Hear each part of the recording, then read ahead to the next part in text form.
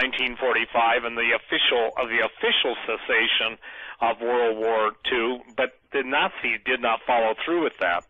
And let me just start off by saying this. Everything that I'm going to say tonight is documented in footnotes. You may not want to agree, but at least don't deny the history that's right there for you. And I find, Doug, that this is one of the most interesting subjects that I have yet to approach, because the question is simply this: why all of a sudden has almost every news source in the world picked up on the Hitler theme? Obviously, it's Mein Kampf, but it goes even beyond that. They're arguing over if he had one testicle or two.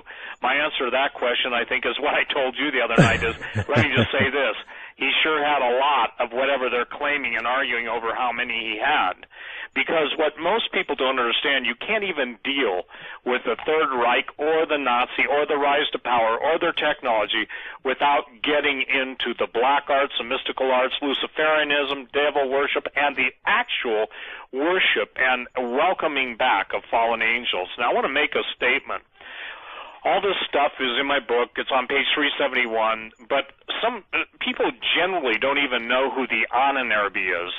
The Ahnenerbe is supposedly, or was supposedly, set up by Heinrich Himmler, and the whole point of Himmler and all those who followed with him and followed after him, they were looking for the Aryan race. Well, I've come to the conclusion, Doug, Joe, and to the listening audience, all they were looking for is the fallen angels, because there were some people who I've got to bring names out, and I'm not going to make this like, super technically oriented. They can get my book and read it, but for instance, one of the guys that was one of the most impressive and important members of the Ahnenerbe, Heinrich Himmler, was the black magic expert Karl Maria Williget. And they, listen to this, the Ahnenerbe themselves referred to him as Himmler's Rasputin. Now, this is where it gets interesting. Williget means God of will. And I apologize to all my German listeners. My pronunciation of German is atrocious. I'll try and spell it if I can't pronounce it. But guess what? That's a mystical synonym for a fallen angel. The fascination that Herman Wirth, the Dutch historian who was interested in rediscovering Atlantis, Richard Walter Daré, who was the creator of the Nazi blood and soil ideology and head of the Race and Settlement Office, what we're seeing right now, Doug, is Satan's end-time play for not just racial cleansing or eugenics, but the end of mankind, as Jesus warned us about. And I would say to those who still don't get what's going on, it's simply this.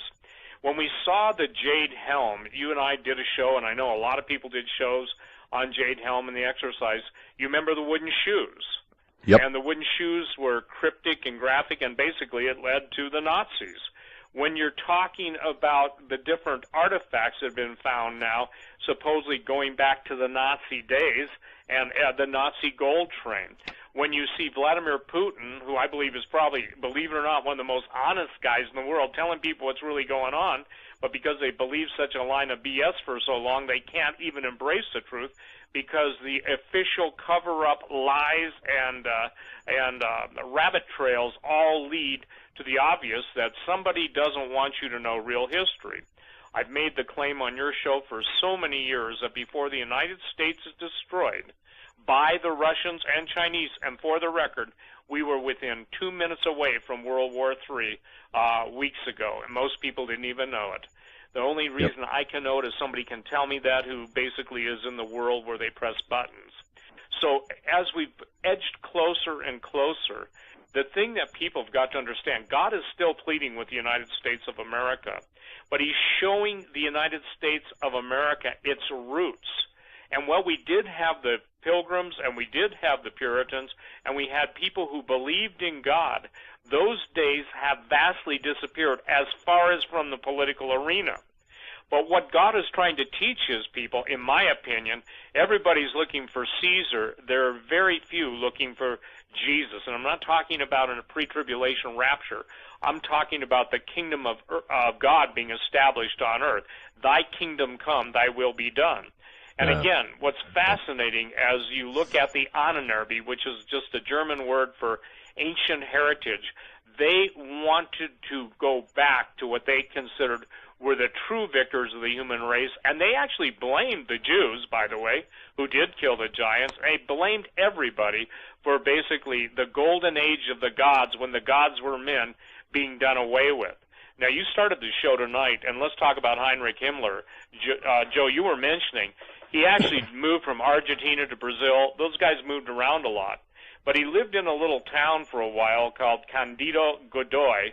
I apologize for my Spanish there. Population of 6,600, and it had 700 set of twins. 700 sets of twins. And that's important. About 10. Yep. Mm-hmm. Pardon? That's extremely important. Yes. It's really important because, ladies and gentlemen, what we're talking about, twinning and cloning, one follows the other. Now, let me share, and Doug, you chime in because I think people need to know this. We'll deal with Admiral Byrd and Operation High Jump, but suffice it to say that the title of my book, Empire Beneath the Ice, New Schwabenland, based on the exploratory vessel of Germany. Most people understand Germany staked out 230,000 miles in Antarctica, square miles, and called it New Schwabia, Schwabia. And what was fascinating, even after World War II officially ended, there were close to 50, some people say 45 to 54 U-boats unaccounted for, but then there were also the new super series of U-boats that were never accounted for, outside of a few pictures and the blueprints and the known fact that they had been fielded in the ocean. So it'll be interesting, as you brought up the History Channel, In Search of Hitler. I heard one guy say on, one of my critics and one guy on the television, but the Canary Islands are a long way away from Argentina. Well, not if you're transferring at sea, meaning in the halfway point. Plus, the interesting fact is that all of the information that's coming out now, Doug, I would say if you've watched it and Joe's watched it, it didn't look like the Nazi war machine had shut down at all in Spain, did it, or the Canary Islands? Not at all. No. Not at all. And therefore, in Argentina and Brazil, and again, when you were bringing up the twins, the twinning, and the thing that Mengele was absolutely, you're going to love this, fascinated by, he'd even sit on the a chair on the side of the ram set, unloaded everybody that were headed for the camps. He was interested in dwarfs and giants. Isn't that fascinating? Most people forget this part of history. So, again, the co-founders of the Ahnenerbe, all of the different people that were into racial sterilization, and here's what people don't understand. When we've been pouring our hearts out, crying out to the God of heaven to stop the abortions, to stop the slaughter of babies, Margaret Sanger was an absolute Nazi, and people do not get that. It was her desire, and this is what's interesting, to totally obliterate the black population. You probably read that in my book, Doug, and other places. Oh, sure. So when you're talking about racial purity and racial hygiene, and you see the same thing now, whereas a Planned Parenthood are claiming they're not really these monsters. My answer is, oh yes, they are. And when you lose track of a root, or if you will, the origin of a problem, you can't identify the answer to that problem. So isn't it fascinating? All these people denying, whether it's Hillary denying she doesn't have horns, yeah, that's just because, I can't say that. That's just because her scalp is too tight, okay? And you remember on Halloween, Drudge portrayed her in her witch's helmet. I think that what I'm trying to really get people to understand is you cannot take the rise of the Third Reich and the winning of World War II by the Nazis unless you understand the open source occult material. We, the United States, granted so many Nazi scientists alternative identification. We granted the leading drug manufacturers, pharmaceutical manufacturers, we granted them totally new IDs and brought them into the country, along with the SS, the best of the German spy masters, we also brought into the country. So, meaning the United States, they were given alternate IDs, and now, this is critical to understand. When I say we lost World War to, it's beyond what that statement may infer. People say, I saw it. They signed the treaty. What did you see Germany after the bombing of Dresden? Blah blah blah blah blah. Yeah, I know that stuff, but we're talking about a supernatural, very wicked and evil, openly embraced philosophy that you cannot separate from the likes of Aleister Crowley, Dietrich Eckhart, Madame Blavatsky, and all of the occult rituals are absolutely what we're seeing portrayed today in the Baphomet statue with the little children and the recorded incidents of pedophilia. The point going on, Doug, we are in the middle of a total release of the occult, the wicked principalities, powers, spiritual wickedness in heavenly places, and the child of God does not have to fear. I want to make that clear right out of this stretch. Jesus said, behold, I give you power to tread on serpents and scorpions and over all the power of the enemy, and nothing shall by any means hurt you. It's in Jesus. And that's why this stuff is coming out so fast and furious. I'm afraid in watching some of the absolute heresy that's out there. My definition of heresy is that which is contrary to biblical revelation and that has been hashed out thousands of times before, and people still want to fight over stupid stuff, but they seemingly don't want to fight for their brethren that are being slaughtered around the world. Go ahead, Doug. And that's a great point. Boy, that we could do an entire show on that by itself. But just to bring this back a little bit here, take a few steps back. I just wanted to tell people that, and how I really got into this, and how this book really, Steve's book, Empire Beneath the Ice, really got to me was, I was attempting to determine the origins really of the global jihad that's taking place right now. I mean, we all point to people like Kissinger and Zbigniew Brzezinski and others, okay, as supporting the Muslims.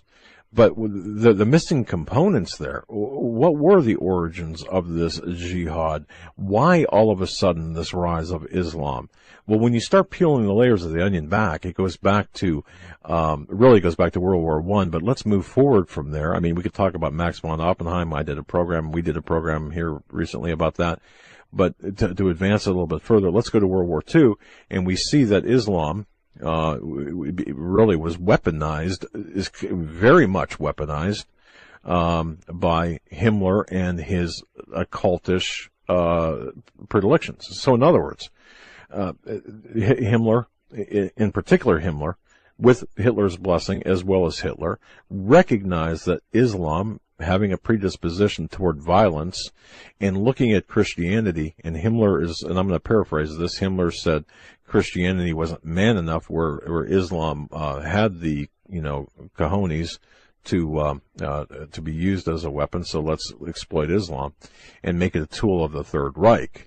Well, that's how we got where we are today. I mean, and obviously that's a very, very short summary. So, having said that, what was the ideology of the Nazis, and specifically the various parts of the Nazis, various subsections of the Nazis? And I found it extremely interesting that everything that Russ Dizdar, for example, talks about the multiples, the SRAs, we can trace all of that back to the experimentation done by the Nazi scientists, or at least for the most part, and then refined through the Tavistock Institute. We can take all of the things that, for example, Paul McGuire talks about in the counterculture, bring that back to the Nazi ideology. And somebody wrote me and says, you got too much Nazi on your brain. And my reply to that was, well, no, you follow the evidence wherever it might lead. So having said all of this, Steve, okay, why don't we do this? Why don't we start out with your findings, because this is kind of the new thing now, new to many people, but not new to you nor us. Hitler did not find his demise in a bunker in Berlin on the 30th of April, 1945. What happened to Hitler? Well, first of all, I think even by the FBI files, it's always been, my contention, and for the record, even before writing this book, I knew he didn't die, because I'll just tell you what, let's even quote Eisenhower. Eisenhower stated there's not one shred of evidence that he died. Not one shred of evidence, okay? The autopsy that was supposed to have been done on him. And for the record, Joseph Stalin's dying words he basically said, that bastard wasn't killed, okay? I'm paraphrasing that. But the idea was that the industrials who fled, these were the billionaire bankers of their day that fled, Doug, and they fled out of the whole South America. They came to the very fact and conclusion that obviously he had escaped. Most people don't know the trail, and I'll just detail the trail really quickly. The trail led from the Berlin bunker, the tunnels out, and then it led specifically to the underground areas that had been developed, and when I say tunnel system, that were second to none. And so, what's important is that from there to the Canary Islands, from the Canary Islands to Argentina, from Argentina up, and it went on and on and on. Right. Doug, take the show right now. I have multiple incursions. Seriously, on my security system. Please take it. I'll come right back when I can. All right. And folks, let's keep Steve in your prayers. Whatever's going on there. Look, we've had that happen here before. Sometimes it's nothing. Sometimes it's something you got to deal with. All right, Joe. I mean, I find this really fascinating. And when we talk about World War II, we talk about look, where we're at today, global jihad taking place right now with the Muslims. We know that there was this relationship between the Muslims and the Nazis during World War II. We saw the Grand Mufti. We saw the Grand Mufti and Hitler. Are you back, buddy? Yeah, I'm back. Okay. Unfortunately, as you know, in the world that we live in, you learn what patterns are, and you learn when there's a breach in a pattern. So, and Doug, let's take this time too.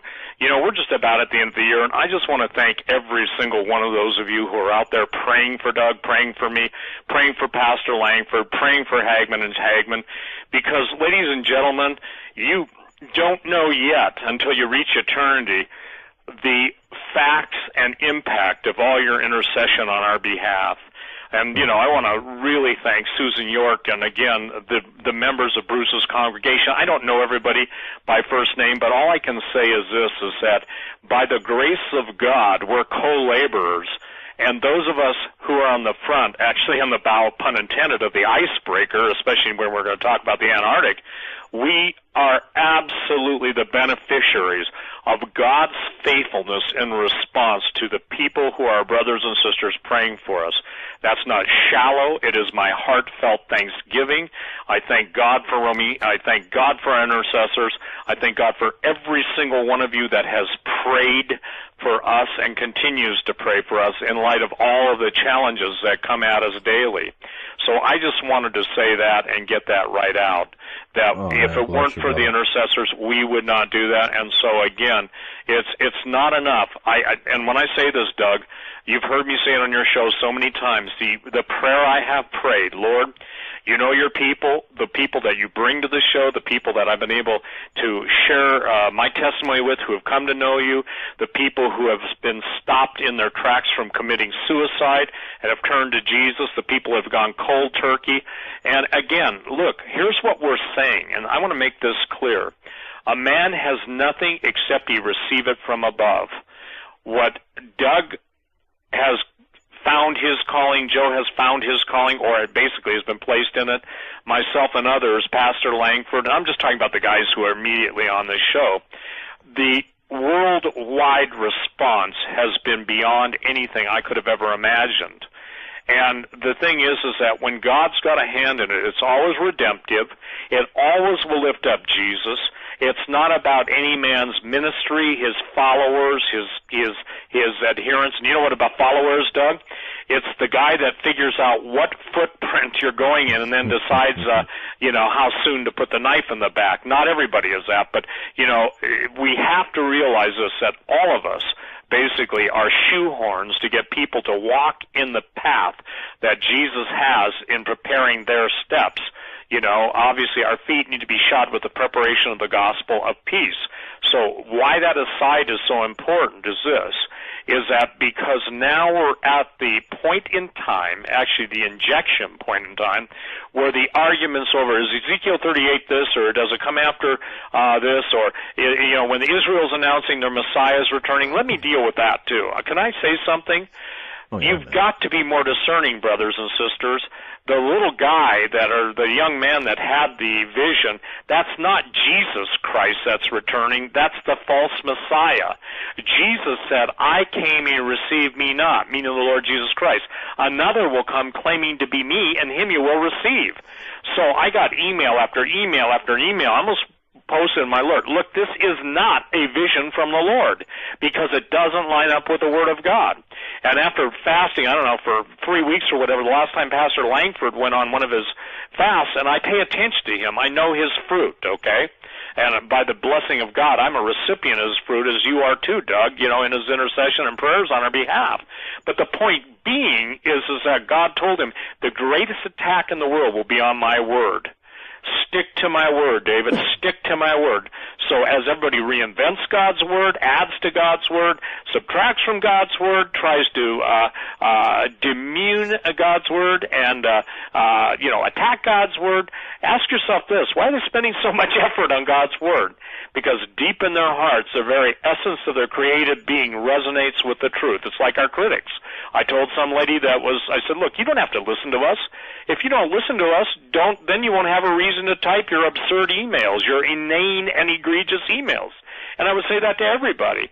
Yet if the Spirit of God is literally motivating you to search these things out, you get them too, Doug. How many emails, and this is important to say this tonight, how many emails have you gotten from people saying, I was praying, Lord, show me what's really going on, and they're led to you, or led to me, led to Langford, led to Tom Horn, they're led to somebody that's talking about what we're talking about. It's voluminous, and that's not an understatement. No, I think, to be honest, I haven't counted them all, but I think in the year 2015 to date, the Hagman and Hagman report has received well over 98,000. I mean, I think we're into the hundreds of thousands of emails, well over 100,000 emails.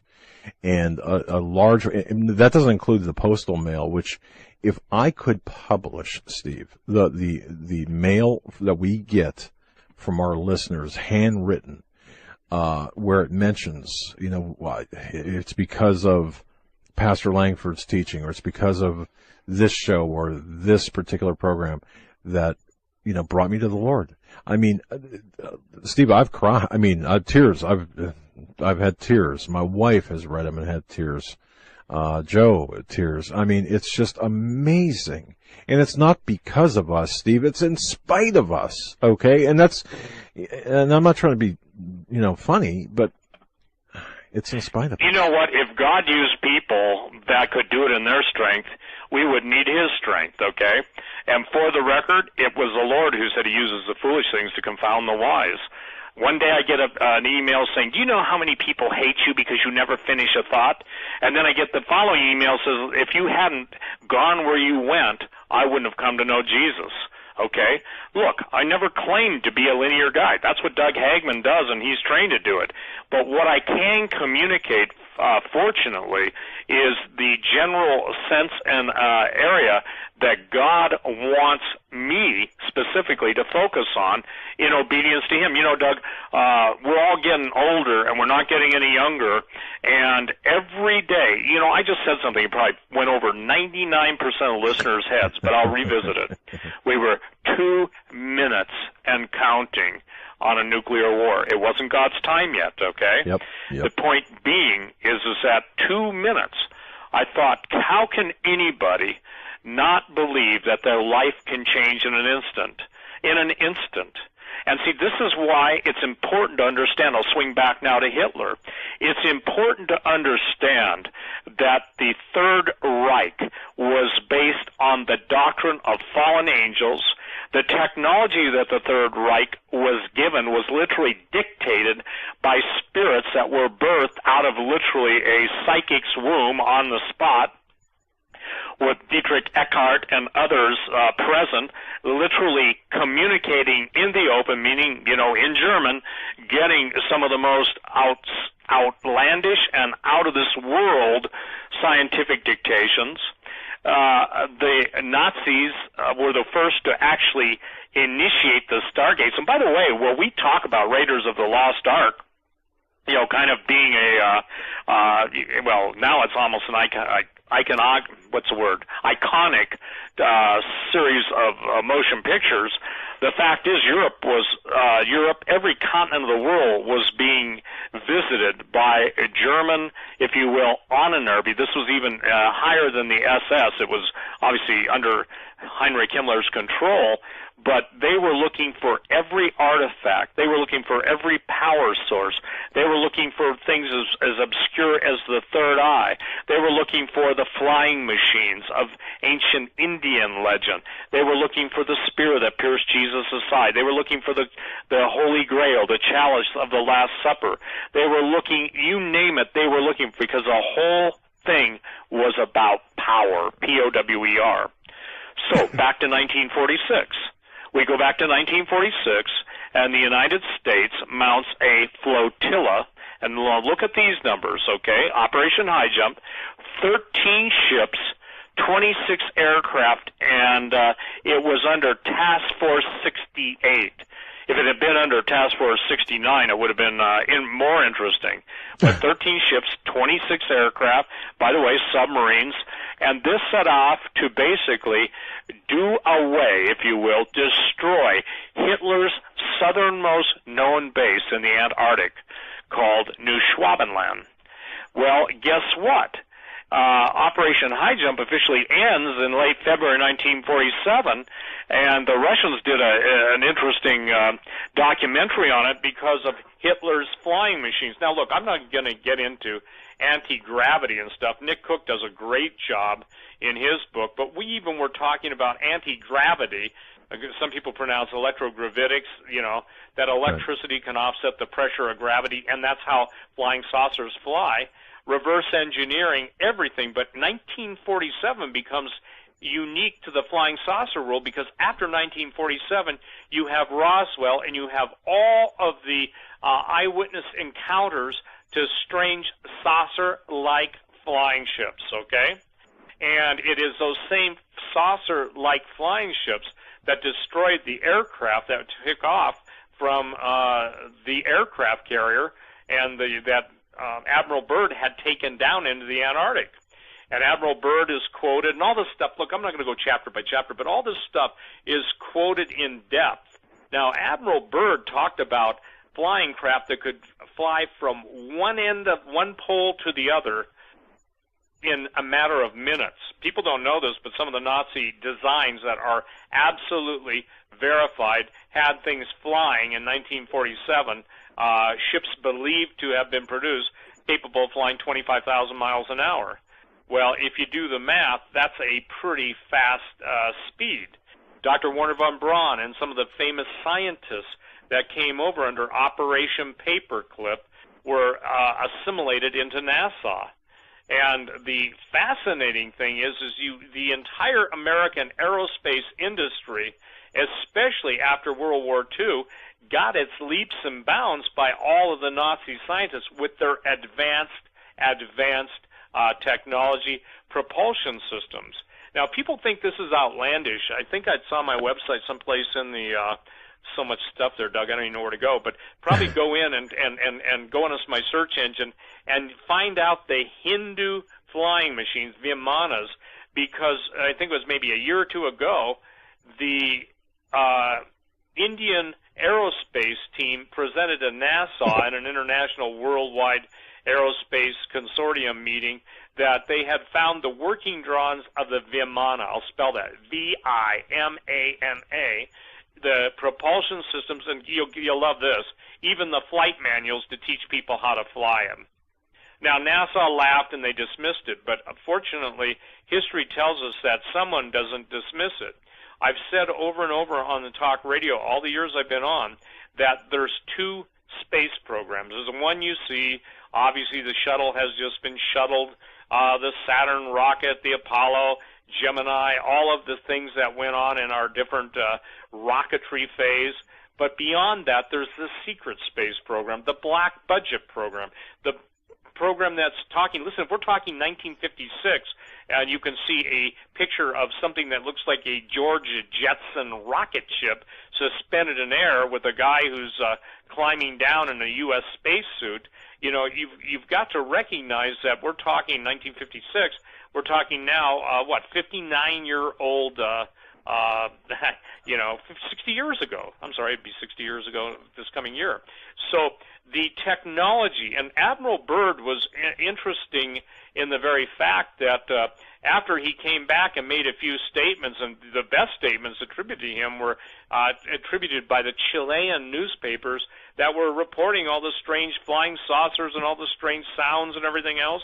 And again, ladies and gentlemen, you can argue with this, say that where are they going with this? Well, here's the deal. Satan is identified in the New Testament as the prince and power of the air. Is he not, Doug? Yes, he is. And isn't it interesting now that everything that we're dealing with in modern warfare is pretty much, pun intended, up in the air? If you're talking about new weapon systems, the S-500 missile systems, if you're talking about the new anti-satellite weapons that the Chinese have, if you're talking about hypersonic missiles, if you're talking about any technology, it's always the battle in the air. It's the battle for high ground. It was like when Danny Graham, the Air Force, took over the High Frontier Space Program. And what's astonishing to me now is that still you see the ramifications daily of the most well-funded terrorist organization, ISIS, and that name in itself is important. You see, $1 billion a year. Trust me, ladies and gentlemen, nobody gets that kind of money unless the people that control the money of the world allow them to do so. It is my contention that the great-grandchildren, the clones, and the twins of those who have been born out of an advanced scientific method and medium now control what we call the people behind the curtain. And speaking of clones and the technology behind the clones and twinning, but more importantly, the clones, the reason, and I just want to revisit this as well, when the body of Hitler was reportedly found, and of course, folks, the evidence, the now released declassified evidence verifies that there has been absolutely no proof that Hitler died in Berlin on April 30th, 1945. None. As a matter of fact, the remains found were that of a doppelganger or a body double, as all of the leaders have. And in fact, the corpse had, the male corpse, purported to be Hitler, had a set of dentures put in his mouth to match those of Hitler. The female had a cyanide capsule that was crushed post-mortem. But regardless, the remains were not Hitler's. Now, the reason this is important is think of today now. Think of the DNA. Think of, for example, let's just say that and we can say this with authority, that the Russians did not have, and do not have any of the remains of Hitler. Where are they? Can you imagine the cloning of Adolf Hitler? And there are reports in Steve's book of just that, documentation of just that. And so bring it forward to today. Isn't it interesting that we see cloning take place? And we see cloning of anyone from Gilgamesh to Hitler. To what end? And I think this is what Steve is getting at as well in the end of days. Steve, is that kind of like a, I don't want to. Well, absolutely. After doing a coast to coast number of years ago, Joe, and you'll find this interesting, Doug, I was contacted by most people don't know this, but Admiral Donitz, who became the Führer before he surrendered after Hitler was supposedly, killed in the bunker, committed suicide. The point being is his grandson, I think it was, or I'm sorry, great-grandson, told me, he said, You're one of the only guys, and this is cool. This is why I love talk radio. And even as we're talking right now, I'm getting an email from Mark in Germany talking about saying, why don't you publish your book over here? And I just sent him an email saying, if you want to, find someone with the ability to do this, I'd be more than happy to do it, because even the Germans are noticing. And I'll just read this, man, because this is real time. Sure. Hello, Mr. Quayle, dear Hogman. I'm a regular bilingual listener from Frankfurt, Germany, and I wonder whether Mr. Quayle wouldn't like to have his new book also published in German, Austria, Switzerland, and that would be Schweizerdeutsch. That's one thing I know. For the sake of the people here, my answer to you, Mark, is absolutely. After all, Hitler, or as you guys call him, and he put Idulov instead of Adolf, unfortunately had, and even worse, still continues to have his strongest support here, especially with Mein Kampf being printed here again. This caliber of information could, in fact, break through the ice here literally. Well, Doug, one of the questions I get asked all the time, and by the way, I just responded, yes, and Mark, if you're listening in real time, you email me back. I can move really fast. I don't talk about doing something, I want to do something. But the interesting, I would say, outreach that your show is having and the Word is having, there is no way when I started. I want to give God the glory, okay? Let the man whom the Lord has redeemed say so. There is no critic of mine that can even begin to say, well, yeah, you just got on the bandwagon after everybody else. I was on the bandwagon before they even figured what direction the bandwagon was going. That was God's strategic placement for this time. Because if the world's fascination and captivation with Idulov, or whatever in German, Adolf, then the point being is that this has got to be big in God's scenario. I said on your show, and this is where I really think I lost people, if Mengele, Dr. Joseph Mengele, the angel of death as he was called, could have been twinning and beginning to clone almost 60 years ago, ladies and gentlemen, 70 actually, then where do you think it's at now? Where do you think it's at now? What makes you think the guy on the TV is the real guy? How do you know the actual versus the dupe or the duplicate, okay? You see, Doug, the assumption that we're ever told the truth is fatal, in my opinion. The caution, and this is what I tell people, everything they hear tonight, everything they are listening to us tonight, take it. If you are a believer in the Lord Jesus Christ, it's your responsibility. But the whole reason I did this book was there was no place else to go. And I don't say I've done it all, meaning I'm the last word. I do not say that.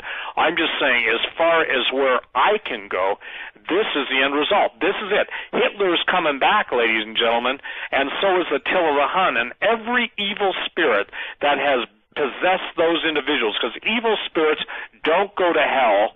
They go into basically banishment until the great judgment day of the Lord, when they go into the lake of fire forever, that burns forever and ever and ever, and along with the devil and his angels. Now, I want people to say this. What if everything you think you know, I'm not talking about the Word of God now, the Bible, I'm talking about history, if someone could prove to you, and you know I deal with this too, Doug, in my book, that Kennedy was assassinated by Nazis because he was onto this whole thing, would you believe me? Did you read that chapter in my book yet, Doug? I read your whole book, and I'm on the second time around, so. Okay. So wasn't it surprising to you how many Nazis, actual or descendants of Nazis, were involved in John F. Kennedy's assassination? You know what, Steve? Joe actually did research on this aspect, but no, I mean, I got to tell you, no, it's not surprising. You're talking about look, yeah, you're talking about Prescott Bush. You're talking about tangentially Henry Ford. That whole line. When I say Ford, you have to go a couple of. Everyone with Kennedy, the assassination was a handshake away from the Nazis or directly Nazis. Yep. Sorry, but that's the way it is. Yeah. So no, I mean it didn't surprise me. So here's the thing. When all roads lead to Rome, we're not talking about Timbuktu, okay? That's right. And we're not talking about Timbuktu.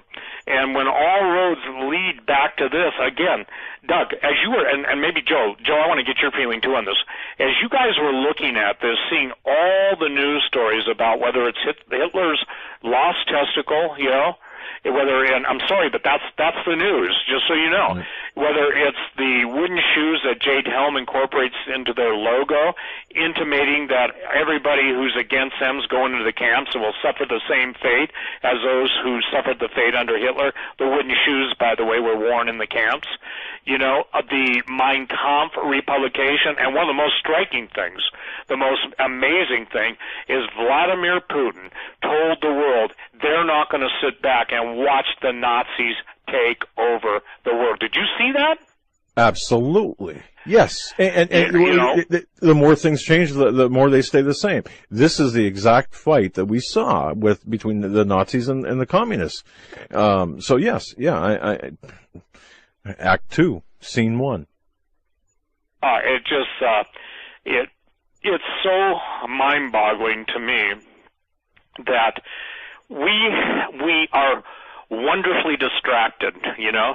Now, instead of objective reality, by the way, objective reality exists in a lot of the world. It does not exist in the United States of America anymore because thanks to the control of all the mind control experiments and the psychotropic drugs and the electromagnetic and the neural stimulation and everything that's gone on in the world of mind control, everything that DARPA is doing, being able to map the human brain and everything else that's going on. You know, Doug, I am absolutely astonished at how many people can't relate where they're at to what it means for their future. And how many people, instead of even praying, will just say, well, I'm helpless, I'll go back to playing my video game. Or, you know, I've had people tell me they planned the game, and I'm not a gamer, I'm not knocking gamers, I just think that it's a waste of time. And somebody said, well, you don't know how cool it is. I can tell you this, that, you know, you're better off served as a Christian searching out the things that God is telling you than being programmed with the thoughts. I mean, look, when you put $500 million into, and again, I don't know all the games, so please forgive my ignorance, but the biggest one out there now, you know, what is that, Joe? The biggest video game out there for Pac-Man. Pardon? Call of Duty, maybe? Call of Duty or something. Yeah, I stand corrected. I don't know the games, but the bottom line is it's just so critical. Yeah, how do I say this? You know, it's so in your face. You know, it's just so in your face.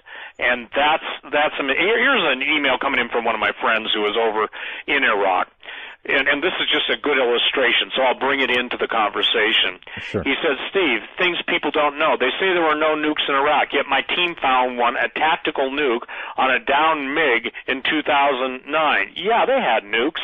You know, Doug, the idea of nuclear weapons being tough to get, that's a joke. Oh, Anytime of course. you hear of somebody being, you know, busted with nuclear materials, they're not even telling you the ones that have it. If you've got $1 billion budget like ISIS, I guarantee you, if you can write, here's my guarantee to you, okay? If you can write a check, you can acquire it. If you can write a check, you can acquire it. Everybody will sell everybody down the drain and everything down the drain if they get the check that's right. Enough numbers, you know? That's enough right. numbers. Yeah. You know, so the point is that now we're talking about the most well-funded Prescott Bush, ladies and gentlemen, the great-grandfather, you know, if you will, of George Bush is, you know, the last President Bush. The point being is that this guy financed the Nazi war machine. To people who want to know really how that whole thing took place, all you've got to do is start looking at the names of who funded the financial and the pharmaceutical company. IG Farben, it was broken up after World War II, but Farben, Zyklon B. And if you want to know the advanced biological experiments that went on, both in Germany and in Japan, the reason the Chinese hate the Japanese right now to this day is because Dr. Ishii, ISHI, the head of Unit 731, he was a Japanese equivalent of Joseph Mengele, was working on biological weapons, and basically, you know, we all know the story of what happened to China. And so, to a man, the Chinese hate the Japanese over that. And yet, Dr. Ishii was brought into the United States under the same thing. By the way, there were 8 different programs like Operation Paperclip, and they were just assimilated into the community, given new, just do this, do your research, stay quiet, collect your paycheck, and you won't have to worry about a thing. That's right. Here's what people have got to understand. Jim Mars and others, Jim did a great job. I don't know him. I don't even think, I may have interviewed him once. I don't remember. The Rise of the Fourth Reich, the secret societies that threatened to take over America. I just told Doug off air, they have taken over America. You know, again, when, Doug, you were talking, you were listing who's who. Well, let's just run through this. This is from page 223, where I'm quoting Jim Mars, but it lays it out in such a marvelous way. And one thing I won't do, I don't try and take anybody's stuff outside of giving them attribution, you know. Right. I say that because a lot of people want me to go speak at that and speak at this conference, and how can I, in clear conscience, speak at a conference where someone who's taken a lot of my stuff and I never get, you know, and it's not about glory. I want to share something. It's about ethics. And the Bible says, I am against those who steal each man's words from another, okay? It's kind of like the 7 sons of Sceva. They said to the demons, we cast you out in the name of Jesus, whom Paul preaches. The demons come right back to them and say, Jesus we know, Paul we know, we don't know you, and they beat him up. So one of the things I think is critical is to honor those who have done such an amazing job, and I am honoring Jim Mars. This is what he wrote. But more pointedly, George de Morgenschildt, a Dallas oil geologist who was the last known close friend of accused assassin Lee Harvey Oswald, began his intelligence career as a Nazi agent. Now follow this. According to the CIA document, de Morgenschildt had applied to work for U.S. intelligence as far back as 1942, but was turned down because he was a Nazi espionage agent. Well, that wouldn't stop him today. His cousin, Baron Konstantin Maydel, was one of the top Nazi intelligence agencies in North America, and after the war was recruited into the Gehlen organization to direct the CIA's Russian emigre program. Oswald's other close associate in Dallas just prior to the assassination were Ruth and Michael Payne. Oswald's wife was staying in the Payne home at the time of the assassination, and it was with Ruth Payne, a woman with CIA connections, who got Oswald his job at the Texas School Book Depository. And Dallas police found incriminating photos. Oswald claimed they were fabricated of Oswald in Mrs. Payne's garage holding a rifle authorities identified as the assassination weapon. Now listen to this. Her husband worked for Bell Aerospace Corporation in Hearst, Texas, later Bell Helicopter, where paperclip Nazi and war criminal Walter Dornberger was a vice president. So that, you know, I mean, he lays it out, you know. How about this? During this time, Walter Sheridan, who later became NBC's special investigator, used to undermine the New Orleans assassination investigation of District Attorney Jim Garrison, was in direct liaison between Carroll and Robert Kennedy. Hoover worked directly with Warner von Braun in connection with NASA security, and it was Lyndon Johnson who, as vice president, served as chairman of NASA. I can't say it on the air, but I will tell you that it was very, very interesting that, where LBJ was at the time that Kennedy was assassinated.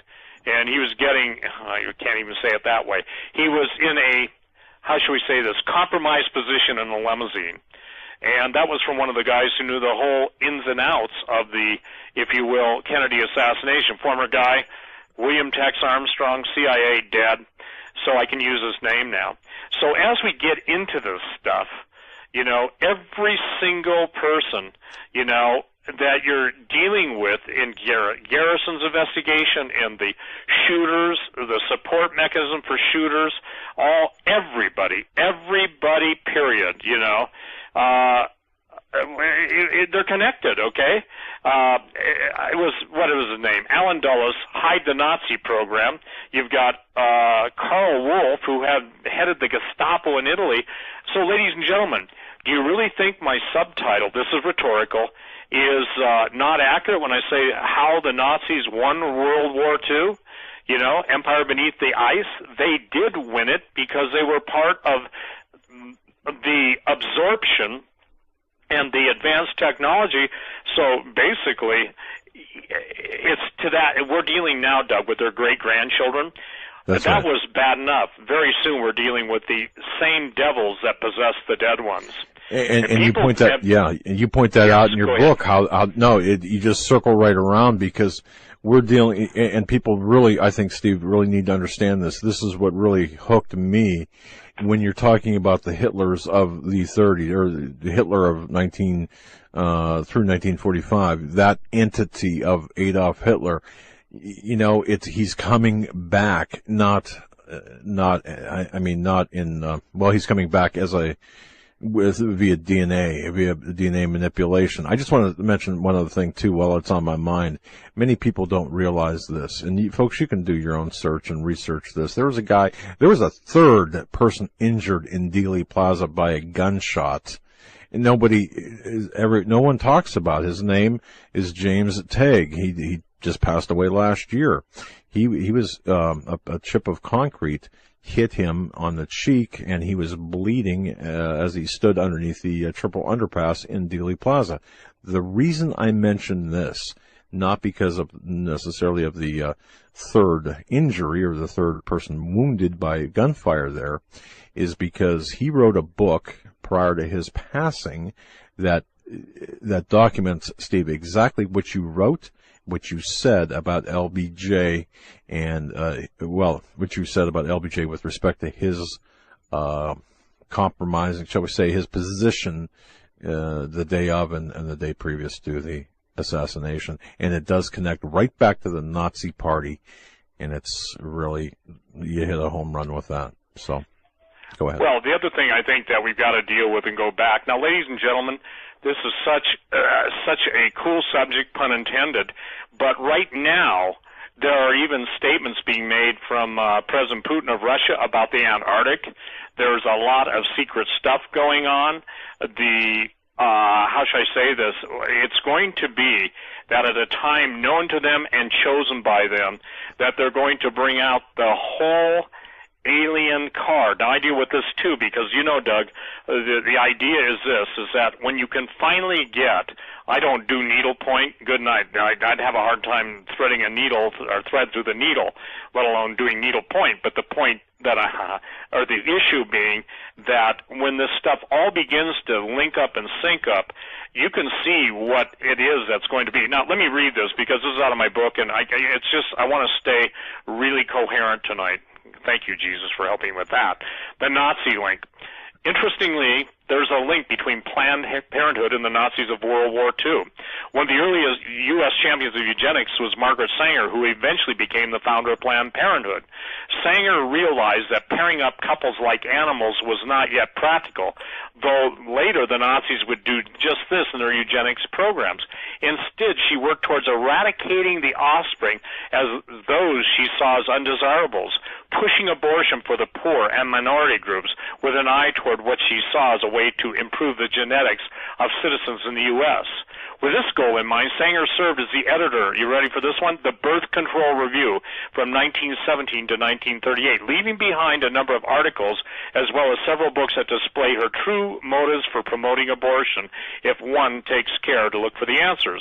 She also funded the development of the IUD birth control device developed by Ernst Grafenberg, and that's the famous guy in the G-spot. Like most races, Sanger embraced the notion that her genetic makeup was superior to that of other racial groups. In her view, the poor minorities were inferior to those of Europeans and white American lineage. Thus, her aim in creating Planned Parenthood was not to prevent population growth, but rather to institute a eugenics program designed to slow down the growth in population of minorities. Her stated purpose, listen to this, in promoting birth control was to establish improved breeding stock to create a race of thoroughbreds. Now, Doug, Joe, it should be easy for everyone to understand why she just bought into the whole Nazi program lock, stock, and barrel. And again, the idea that, and see, isn't it amazing? in the book of Genesis, we have the seed of the woman, we have the seed of the serpent. We've got that battle going on today.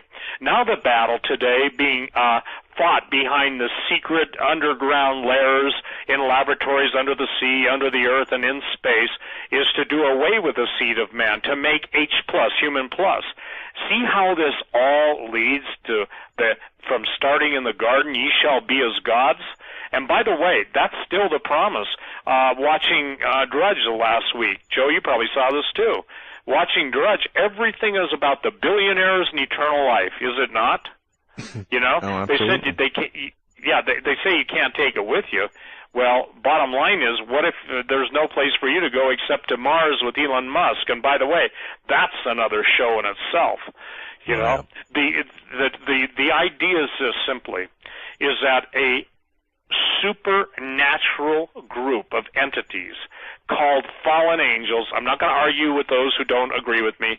Nephilim, I know it's translated in Genesis 6 and also in Numbers 13, but the point is only twice is it translated Nephilim, and and there were giants in those days, you know, and there we saw the land of the giants. The point being is that it really means those who are descendants, those who are the giant descendants of the fallen ones. And by the way, you know, the word Rephaim are those who are the giants. 33 times in the Old Testament is the word Rephaim or Rapha used. Then you've got the demons, the disembodied spirits of the giants. So if Hitler's demon, let's say the real Hitler, before his clones grew up or his twins were placed out there. And by the way, ladies and gentlemen, you're talking about one of the most evil geniuses of all time when you're talking about Dr. Joseph Mengele. He's not an ordinary physician. He's not an ordinary scientist. He's an extraordinary demon, if you will, possessed and directed individual who is able to accomplish the very same thing that Satan has sought to do from the beginning, and only 8 untampered with genotypes were on the ark with Noah, his wife, and sons and daughters. They were the only, if you will, pure, not meaning morally pure, but genetically pure stock. And isn't it amazing what God did with 8 of those people?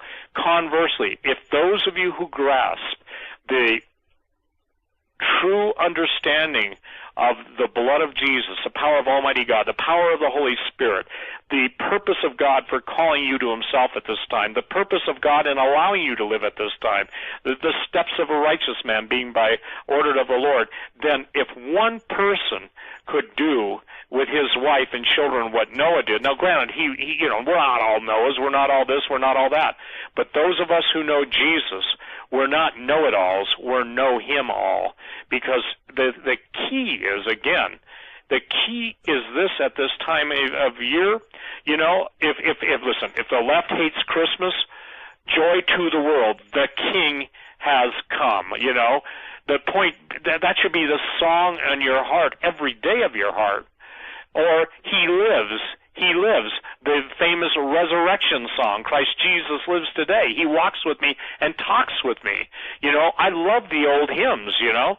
The idea is this, Doug, is that Christians are so wimpy, they'll fight over Christmas and Christmas trees. By the way, I know the whole history of both, okay?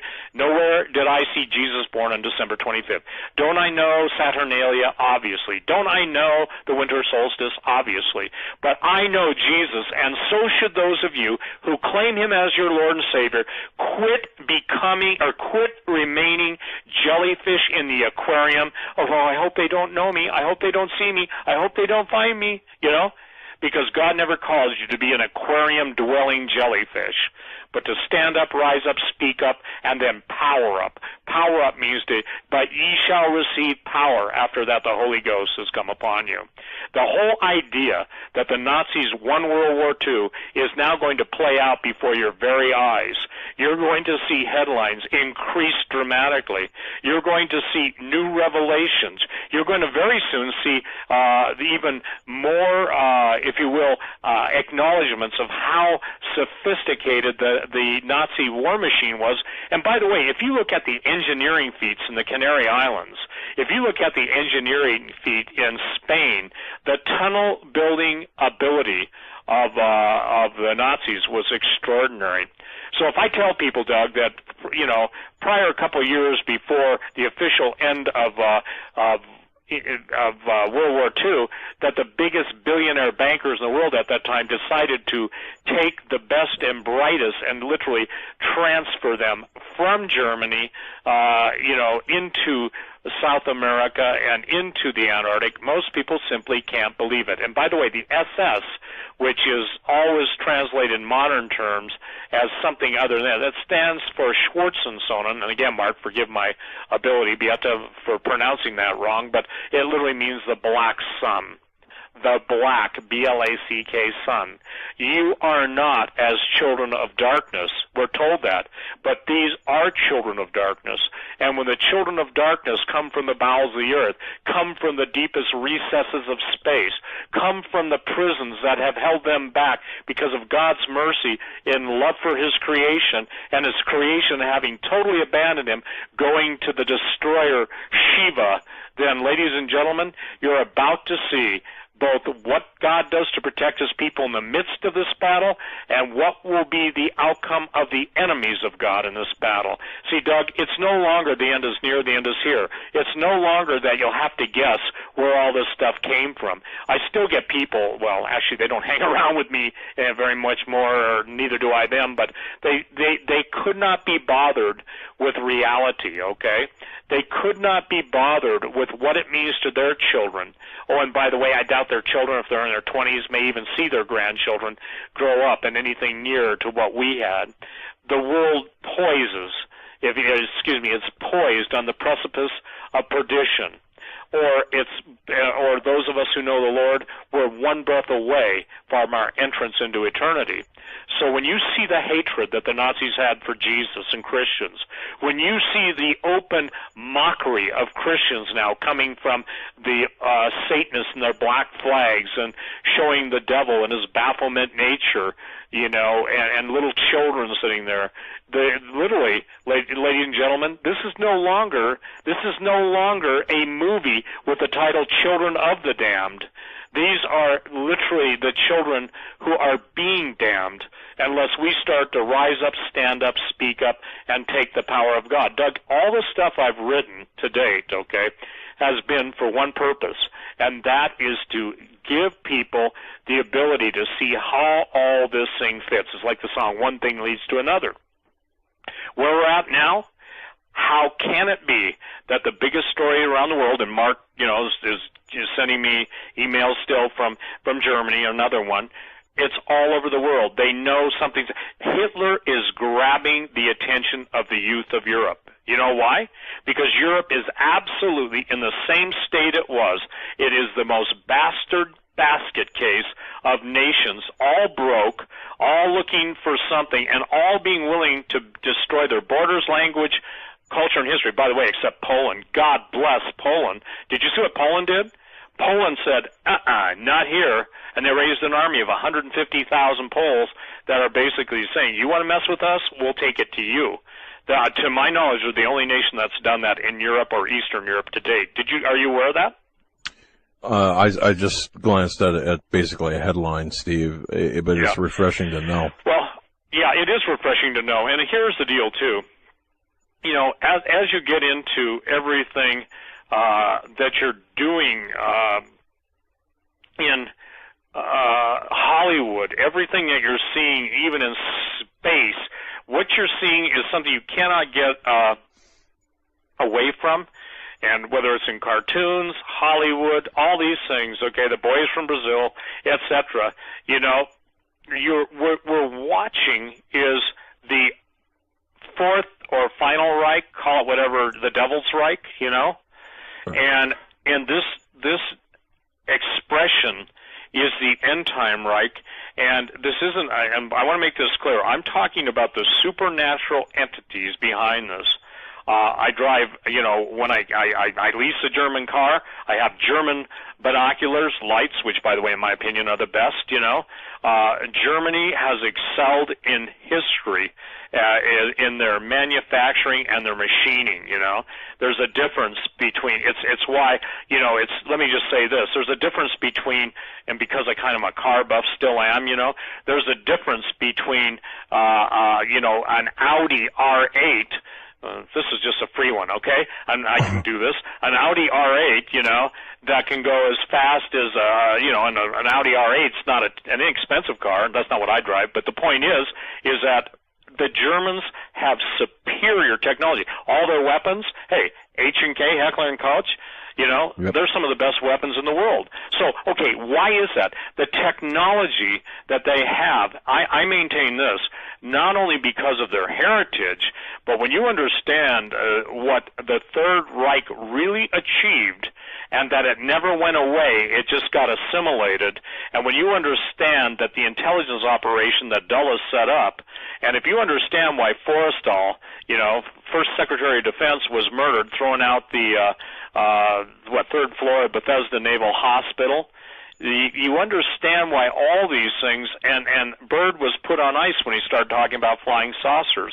Imagine this, imagine everything is about to be put into a parenthetical statement being issued from the Illuminati and coming forth to claim there's only protection and safety in them, which is a lie, by the way. There's only protection and safety in Jesus. And Jesus is about to impart power to his people like has never been. It's like the new wine and the old wine, The idea is the new wine's coming, and the new wine will be poured into vessels, and some people will be surprised. I think it was on your show I made a statement. I never made this statement before, but some of the worst-case backsliders will come into the forefront of God's move because God will have called them there. You can argue with their past life. If you want to argue with my past life, argue with it. But the point being is, if God says, Doug, go do this, meaning Doug Hagman, Joe Hagman, go do this, David Langford, go do this, Steve Quayle, go do this, the point is we do as we are told, because at some point, people are going to get it. And as a general told me one time, he said, sooner or later, they're going to get it, but for most, it'll be too late. Go ahead, Doug. Wow. Yeah, you covered a lot of ground there, Steve. You really did. And it's, right now, it's all about redemption. But as we talk about redemption, we struggle for understanding.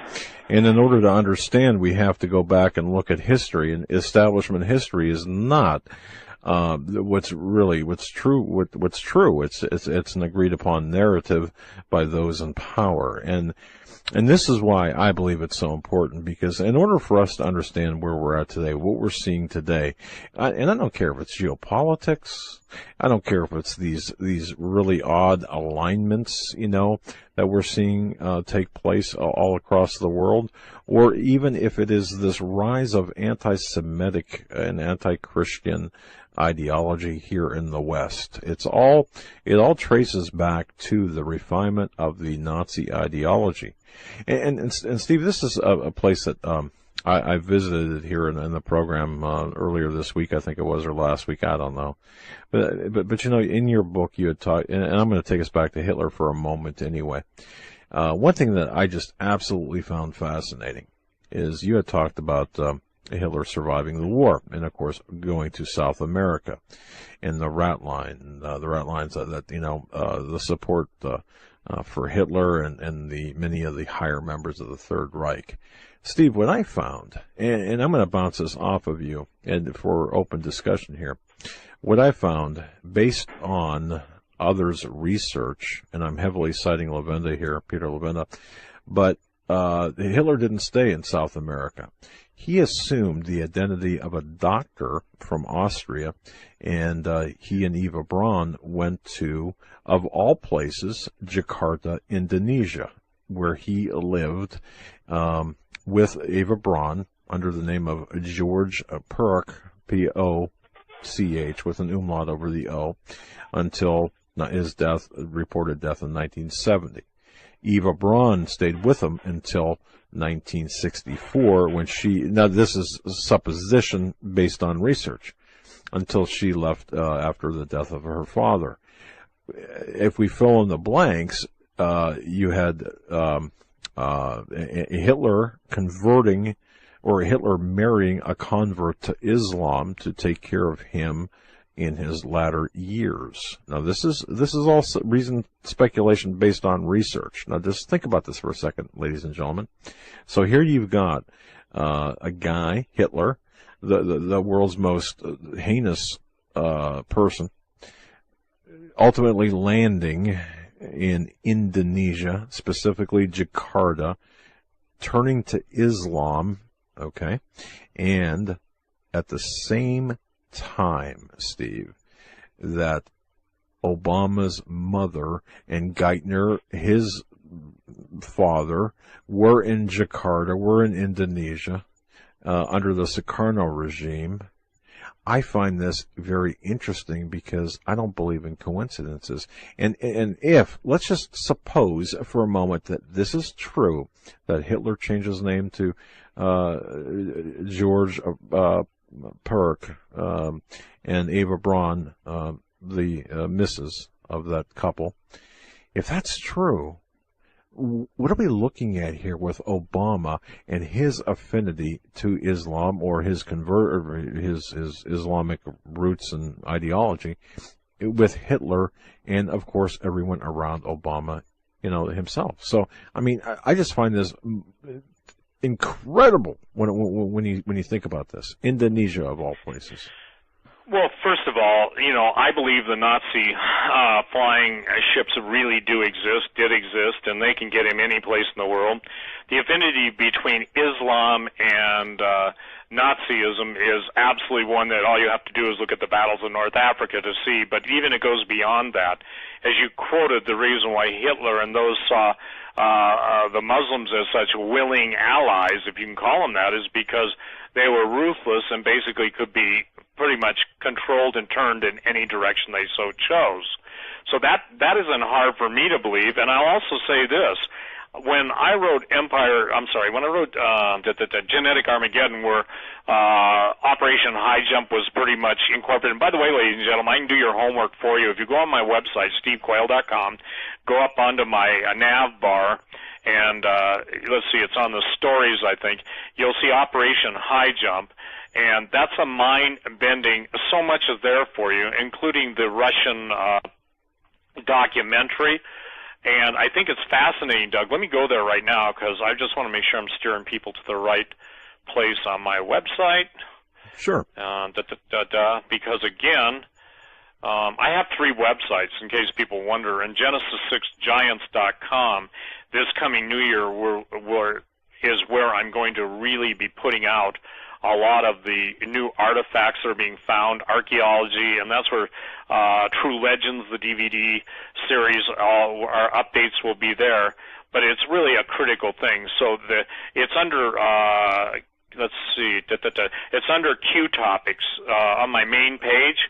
If you go to Q Topics, go down, scroll down, and go over to High Jump, Mysteries of the Antarctic, and there's so much stuff there. By the way, a team of SAS Brits went into the caves that were discussed by Byrd and had encounters with what they called the polar men, and only 2 of them came out alive and basically validated Byrd's findings, even though the British went in years before Byrd did. So in the mouth of 2 or 3 witnesses, let every word be established. Here's an interesting email, Doug. I'm going to read this because I think people need to hear the response in real time. Steve, I work with a man, I won't mention his full name, but his first name is Wolfgang. He and his family escaped to South America before the war was over. His father was a Nazi, and we visited him one day, and I told him that Hitler didn't die in the bunker, and he asked how I knew this, and I told him that I'd been listening to you many times, and he just gave me a wink and a nod and said that you were right. He wouldn't elaborate a whole lot, but I sensed he knew because as a child, at the time they were escaped right at the end of the war, they probably, by the way, the Nazis provided Hitler with the ultimate underground railroad, which you can watch on the History Channel. People are emailing me, Doug, do I think that's a great series? Absolutely. My guess is they will draw a different conclusion than I will, or that, that he went to Indonesia, maybe not, but the point is that there's certainly, I would be eating crow, they're certainly not going to deal with Empire Beneath the Ice. And by the way, I have talked to numerous, and I always have a protocol, just so people know. I never ask their names. I withhold certain information. If they can match the information that I already know, that there's no way of knowing except they were there, then I take them as real. I don't want to know their names. I don't need to know their names. I just need to know the information. As you know as an investigator, Doug, the who can tell you the what. The what cannot tell you the who. It's a good point, Steve. Absolutely. And you mentioned you mentioned the History Channel. I would just direct people to the series that has Bob Baer, the former CIA operational guy, on for the background. But you're absolutely right. They will not, Steve. The History Channel, nobody is going to touch the Empire Beneath the Ice, because that's where the gold is. The cold gold is beneath the ice there, brother. Yep.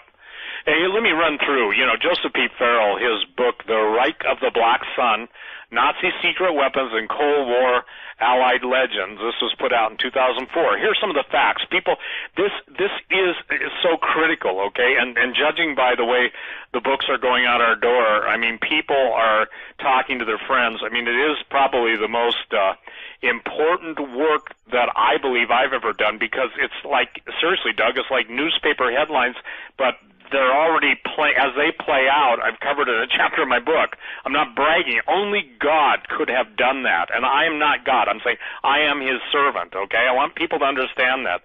I make no claims outside of the mercy of God saving my wicked life by the blood of Jesus and giving me a task to warn His people, okay?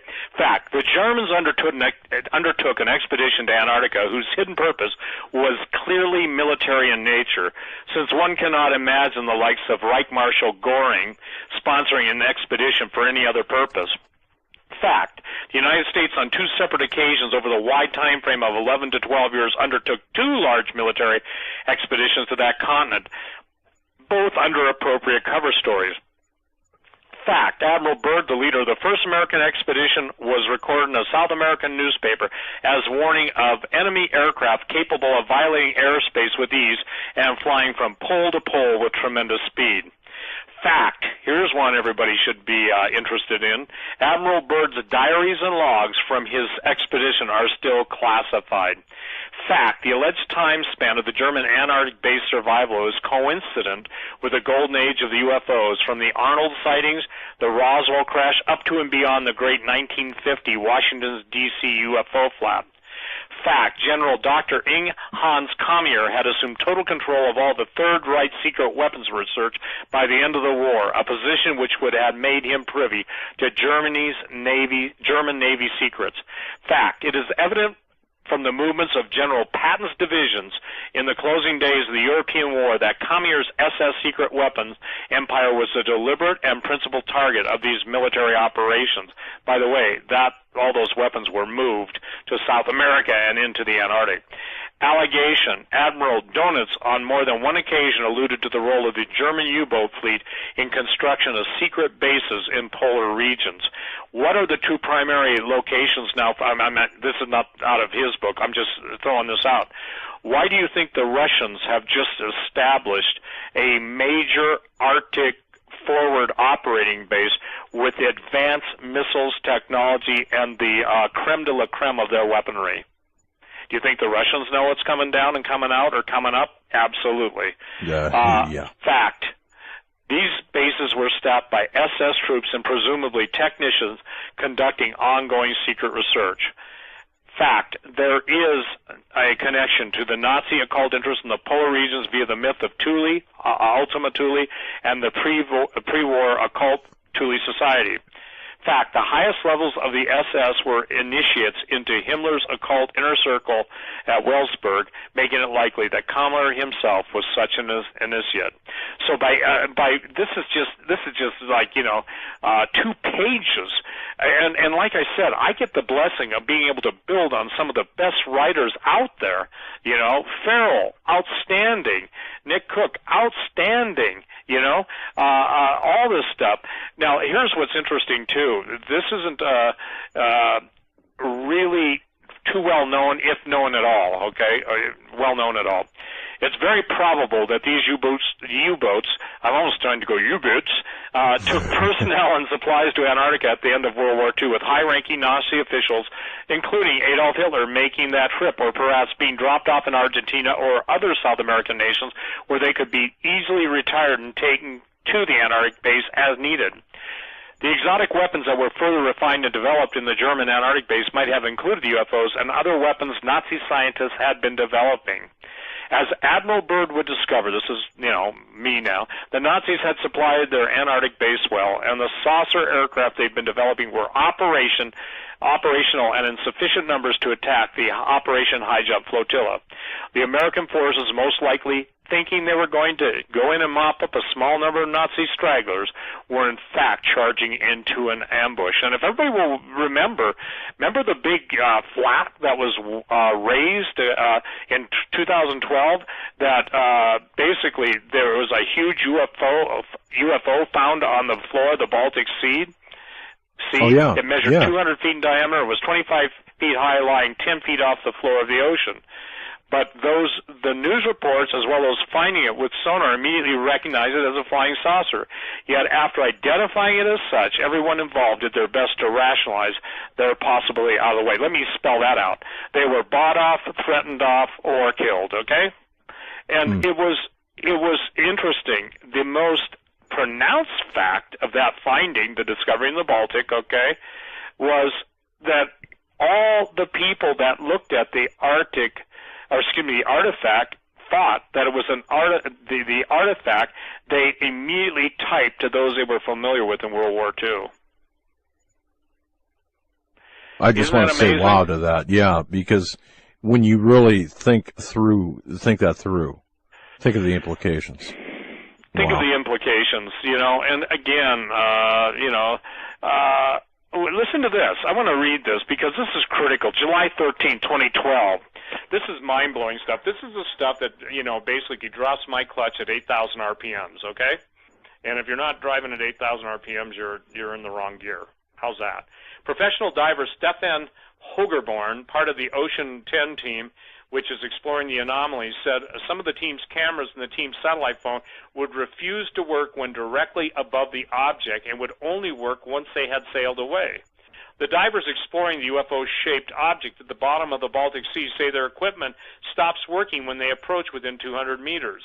He is quoted as saying, anything electric out there, and the satellite phone as well, stopped working when we were above the object. And when we got away about 200 meters, it turned on again, and when we got back over the object, it didn't work. Now, this is because, this is me now, this is because the thing still, evidently, even after all those years, had an active electrogravitic field generator, at least partially functional, that would interfere and basically act like a sponge or a cloaking mechanism to all signals, okay? That's how those things flew, through electrogravitic. Yeah. And ladies and gentlemen who are listening to this via Global Star, if you want to hop over just briefly to the to YouTube and subscribe, but our YouTube channel, we've got an image of the Baltic Sea UFO that's been authenticated, and it's there. I mean, so what you're talking about, Steve, I mean, it's there, and it's interesting because it's but certainly circular in shape, with some I don't want to say indentations, but it's there. Just to have a look at it. Well, altered surfaces that there you go. may or may not be part of the propulsion integration, Correct. And what somebody once said, to me it looks like the Millennial Falcon. I said, well, who do you think feeds Spielberg some of his stuff, you know? There you Not go. meaning the Nazis, but, you know, the intelligence community. And again, this is simply something, Doug, that hints of the truth.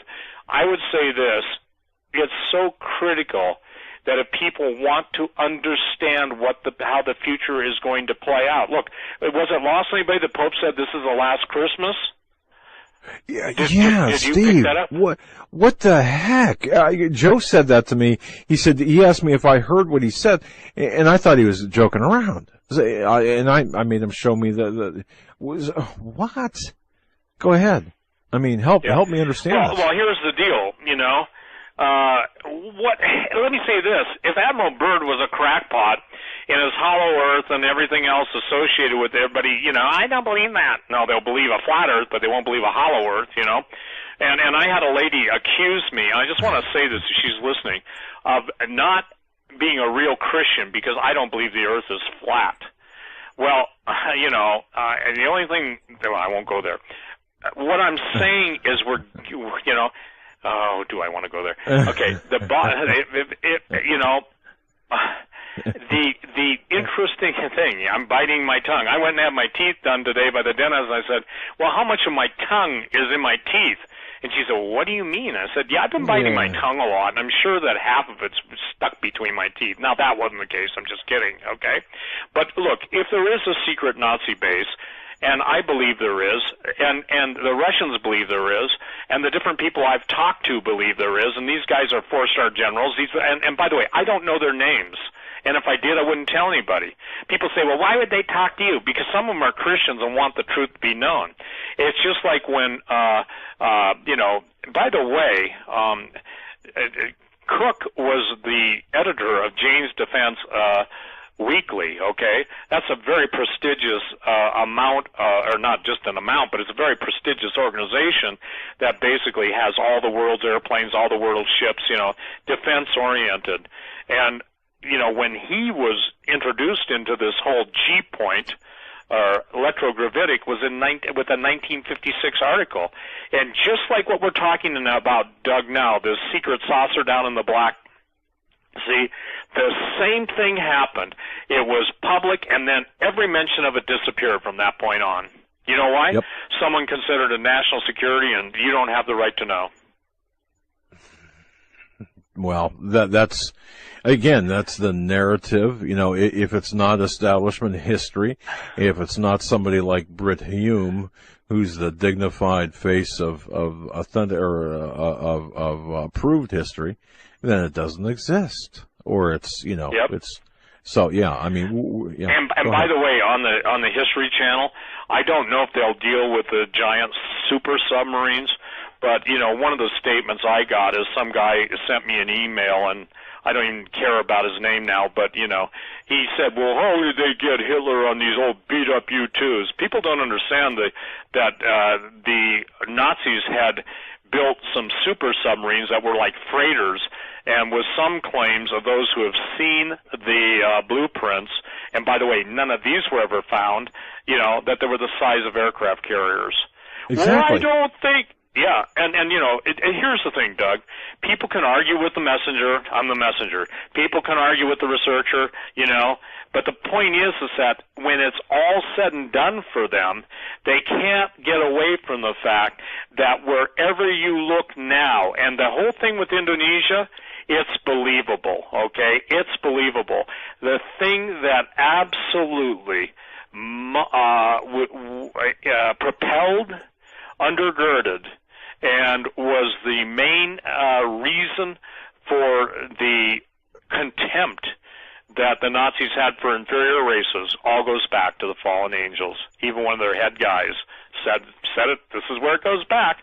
The Aryans weren't just blonde-haired, blue-eyed giants of the frozen north.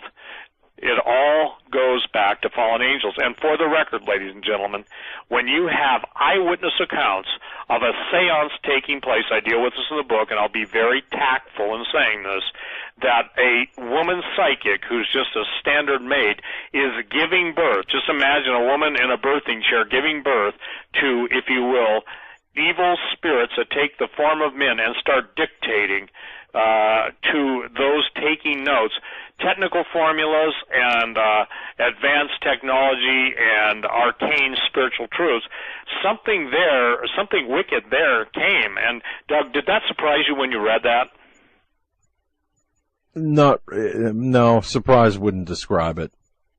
Disturbed, did it repulse you? Yeah, and look, and it is so, what would I say? It is so unsettling. There it is. Yeah, there's a word, you know.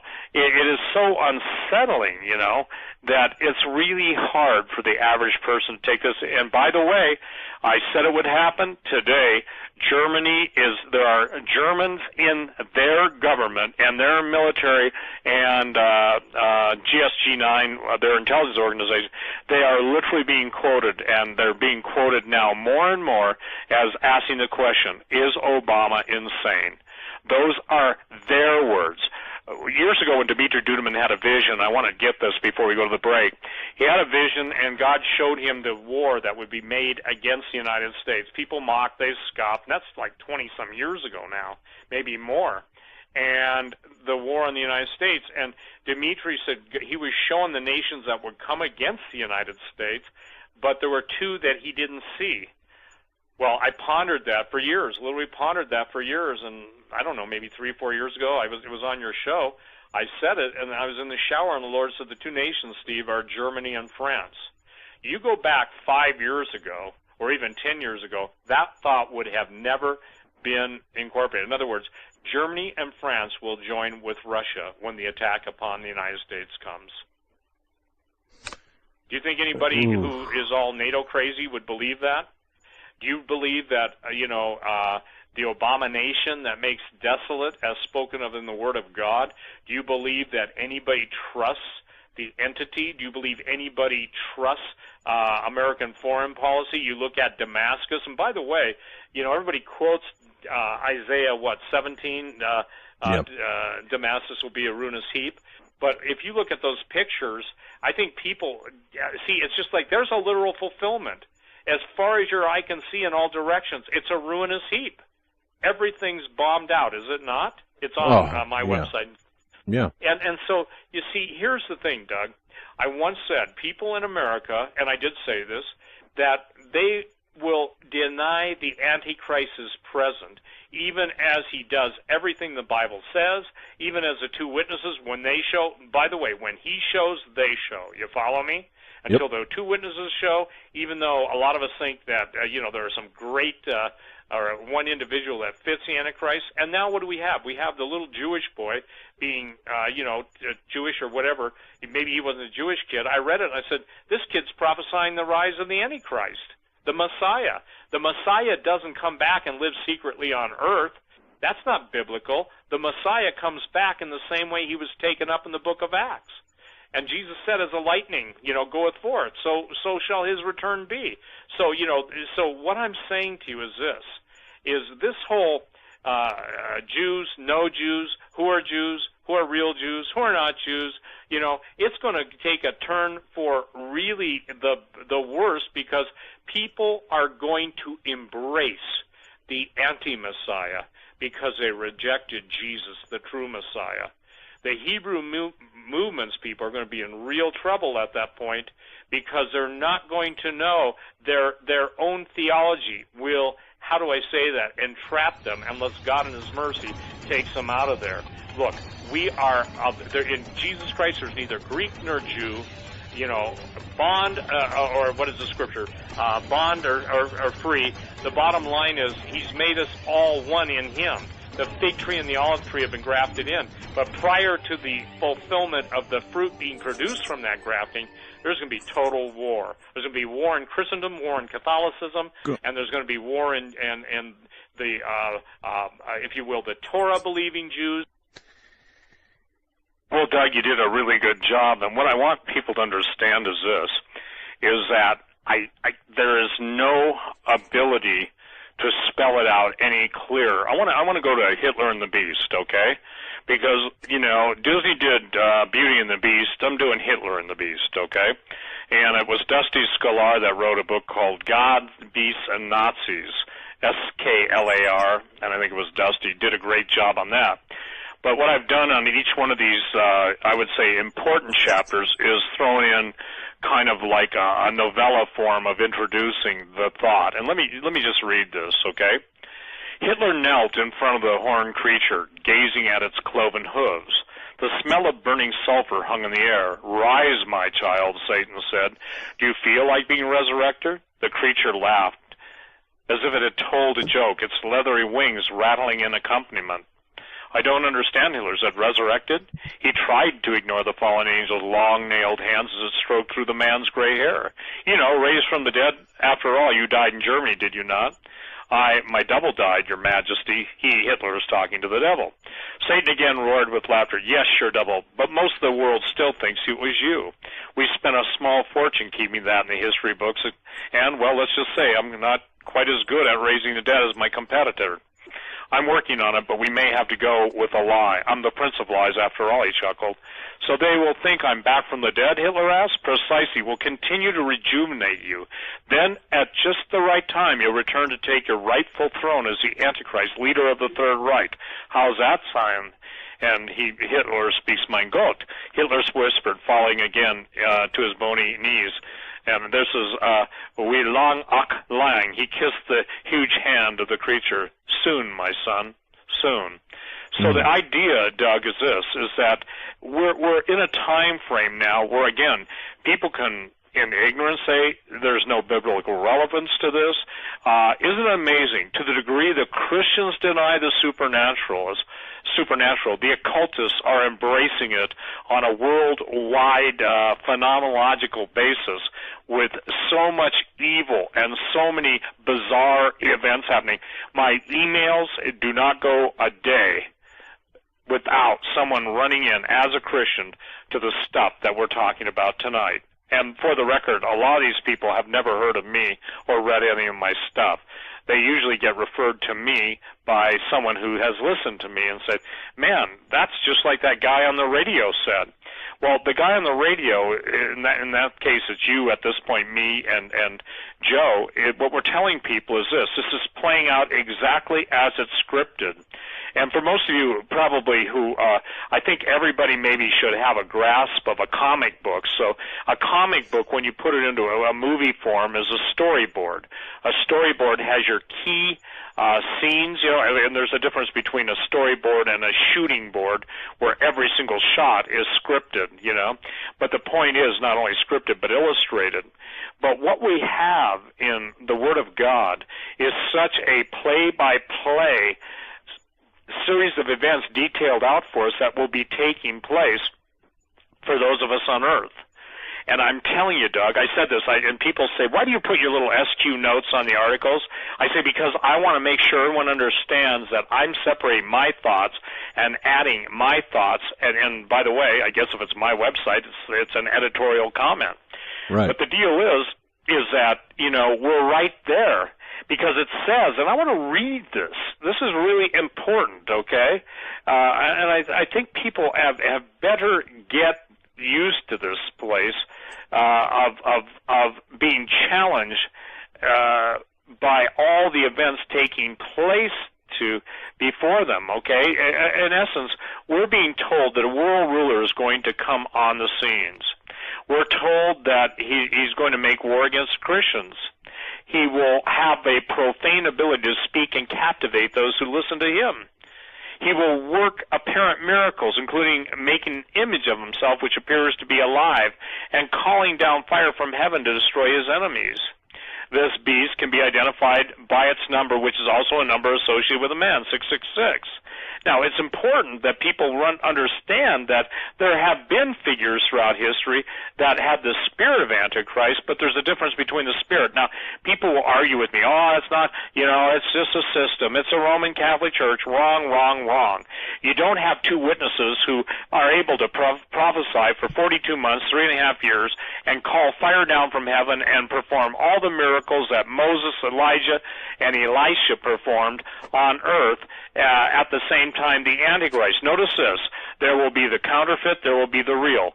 God is, the multitudes in the valley of decision, for the day of the Lord is at hand. Boy, I've never said this before. The interesting thing is look at how plain God's going to make it, Doug. Sometimes we shake our heads, and some of us are dense. I happen to be in that. I go, Lord, you got to make it so easy that if I trip over it 3 times, I don't deny it.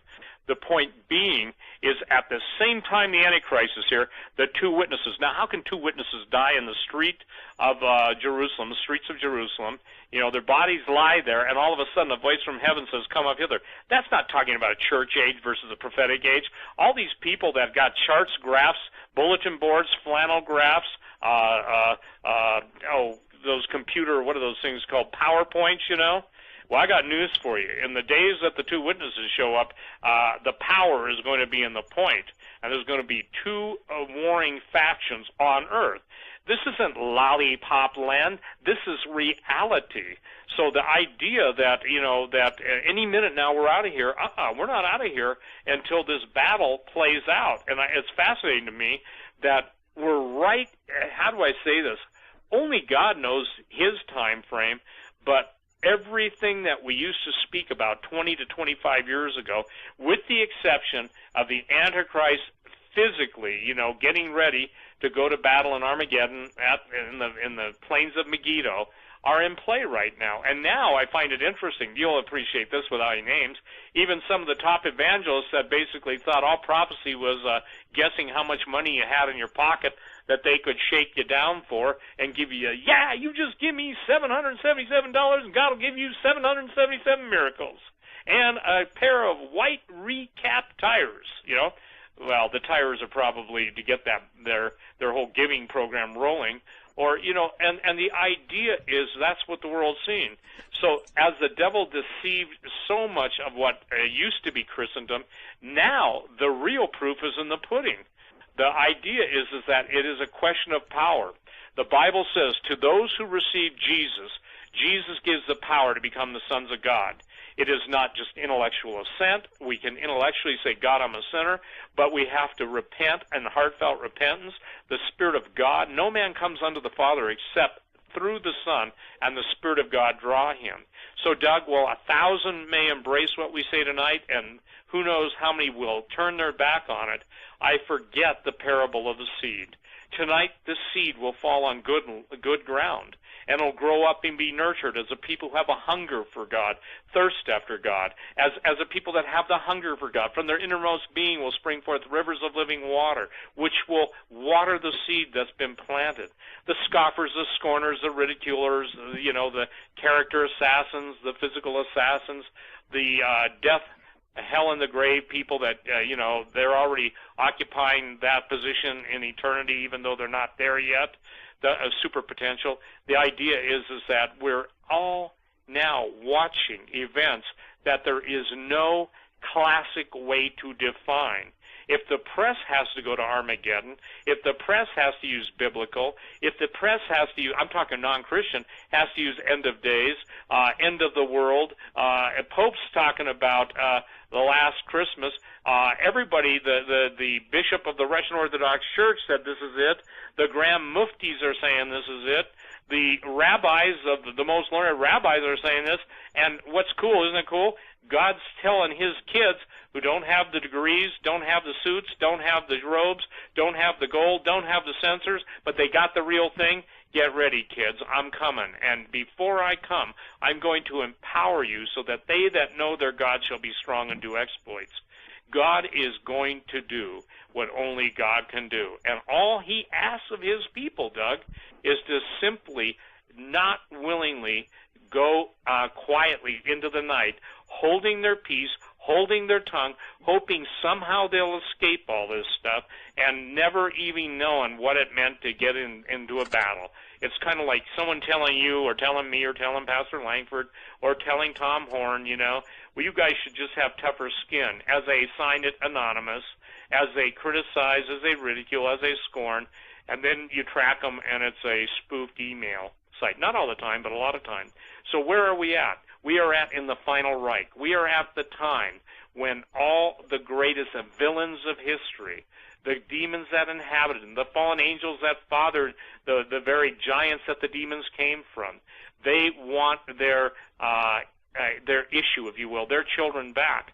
So the demon, which is the disembodied spirit of the giants. Now, can you imagine how this sounds to somebody that doesn't know Genesis 6? They're going, these guys are crazy. But they want their family back. And, I remember this on your show. I remember talking about this, and on the shows I used to do. The Human Genome Project was nothing about the human genome. They had that nailed a long time ago. It was searching for the Nephilim. I want to make the genes of the fallen angels. I want to make one thing clear. Invariably, people will say, well, if you have Rh negative blood, you're a Nephilim. Not true. There are other genetic markers, and it has nothing to do with Rh negative blood. I can't explain all of Rh negative blood, but the giants were always known, and their fallen seed was always known by 6 fingers, 6 toes, and double sets of teeth. They were also had a unique genetic marker that has never been linked to Rh negative. So I'm saying that for the Rh negative people that are listening to somebody say, if you're Rh negative blood, your father was a fallen angel. Not true. Okay? Can I just say that any stronger, Doug? Not true. No, I think that's pretty clear. And it's amazing, Steve. Anyone can say something, and it becomes contaminated by one's own additions or skewing. You can't be any clearer. But I can guarantee you one thing, Steve. Somebody out there is going to skew it and twist it to make it sound, or to make others believe that it's heretical. Okay, but it's not. So yeah, you're very clear. But that doesn't preclude others from confusing and conflating the issue. Sadly. No. So let's go through any questions you might have, because, again, here's the thing, Doug. As you read the book, and because you did read it, thank you for being an interviewer that read it, the things that pop out that are so striking, what was, if you will, that aha moment? Because, ladies and gentlemen, I want to share this with you. I'm just not here to say, buy this book. What I'm here to say is this. You need to understand that the headlines have already been written. You need to understand that the people who want Hitler brought back on the sea, you need to understand everything Tom Horn has warned you about the Vatican and the alien savior. You have to understand now, please, it is a matter of eternal destiny. You have to understand it's in play. It's in play. And that's why this book is so critical. I think, Doug, is it an understatement to say, I think I've tied it pretty much all together as well as you could do in 520 pages without going 1,040 pages? Yeah, I don't think there's a wasted word in this book. I'll tell you, I guess we can do this kind of like a shotgun approach, because I've got numerous questions. Sure. And folks watching this on video, just so you know, this notebook right here is full of notes from Steve Quayle's book. The backdrop, my studies before Steve Quayle's book was this book by Lavenda, and this one by Lavenda, and also the Black Awakening by Russ Dizdar. And there were a few other books in there as well. So to take it back to now the book we're talking about, and I'm going to raise this up, well, you can see it on your screen right there, ladies and gentlemen, Empire Beneath the Ice. My opening question here, Steve, is there is so much right now, so much attention on CERN, so much about the opening of portals and extra dimensions, and scientists messing around with in areas that they shouldn't be messing around in. Okay, and the goddess small g Shiva engaging in this dance in front of CERN. How does that relate to the Nazi agenda, or how does the Nazi agenda relate to CERN today? What are they trying to do? Real simply, the Nazis were able, by an active Stargate, to embrace the technology of what came through the gate. It wasn't just spiritual entities. They also sent people through the gate. The idea of a Stargate, and ask yourself this, What, do you really think these guys care about the God particle? Absolutely not.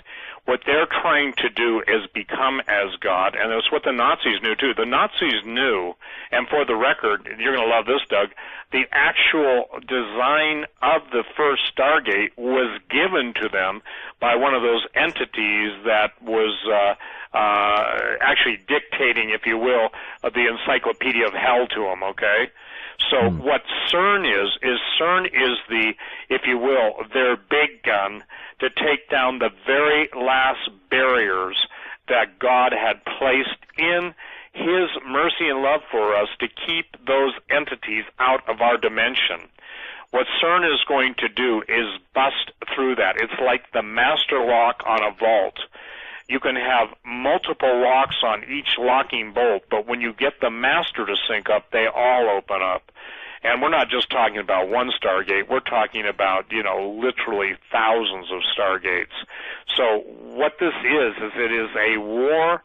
How do I say it? It is a weapon of war against the living God of the universe to basically believe, and they believe this, so you got to understand, we know it isn't true, but they believe that it's true, that they will be able to make war on God and win. Now, my answer to them is real simply, guys, you built this thing out of magnets. Who created the elements you made out of it? And, oh, by the way, the steel over there, the electrical conduit, oh, yeah, and by the way, the power, everything that you've got that you're running to make war against God, did you guys create all this ex nihilo, Latin out of nothing, or ex nihilo? The point being is that, Doug, my answer to that is CERN is, if you will, the big gun. This is Lucifer's big gun, and with it, he hopes to every, if you will, and I don't know, interdimensional, interstellar, probably more interdimensional, but all of the, if you will, containment mechanisms for evil, when they finally breach whatever threshold level of power is, I think the last one's, 40 trillion electron volts, when they get up to a certain number, that's when literally, woe unto you inhabitants of earth, for the devil has come down. There comes a time, and it's coming very soon. And all we're seeing right now is like a volcano that's brewing. And the volcano that's brewing isn't in Yellowstone Park. It's basically a supernatural, and the sparks are already beginning to fall. I hope I've answered that. Yeah, and I think to kind of give your voice a rest here a little bit, I do think you answered it tremendously and from a number of different angles, and I think that people have to really have to understand that CERN did not just pop up without a background, and the background goes back into the technology, not just of the Nazis, but prior to that.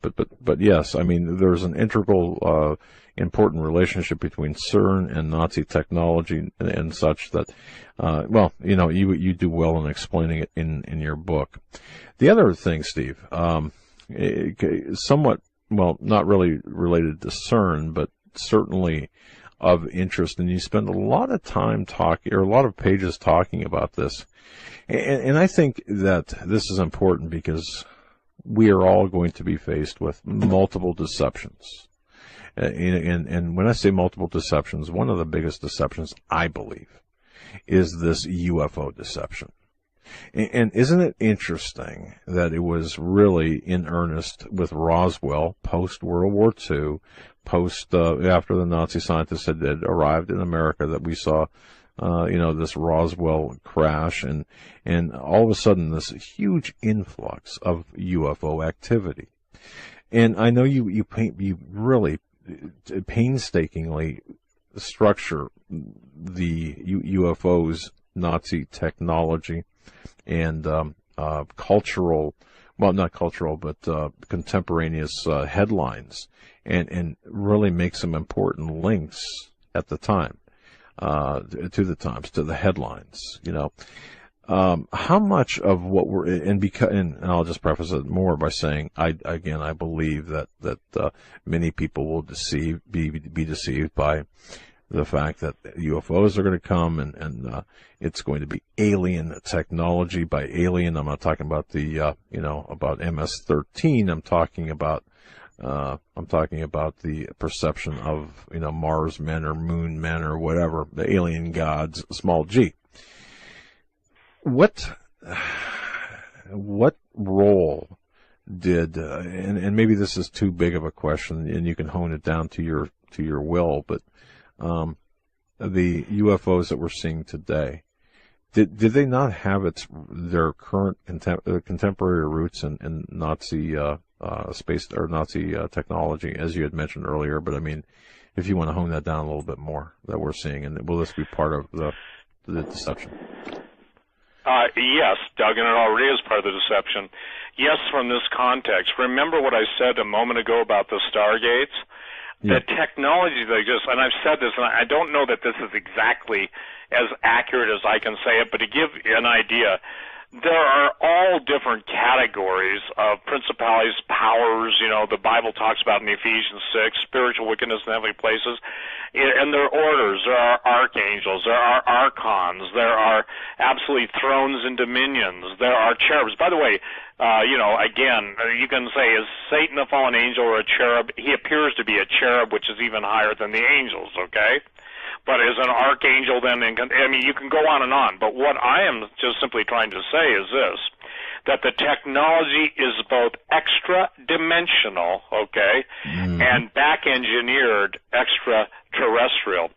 There's an interesting scripture. People go there in Obadiah. People argue with this, but they cannot explain the argument when God says, though you set your nest amongst the stars, yet will I bring thee down.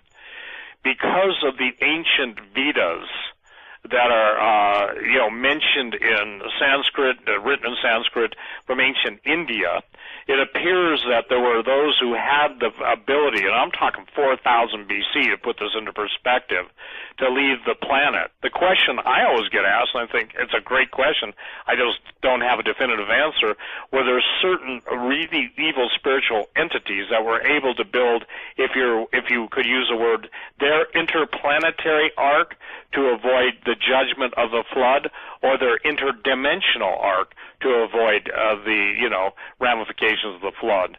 And based on what I know of Mars, and I know quite a bit about Mars simply because I had I got to be careful here.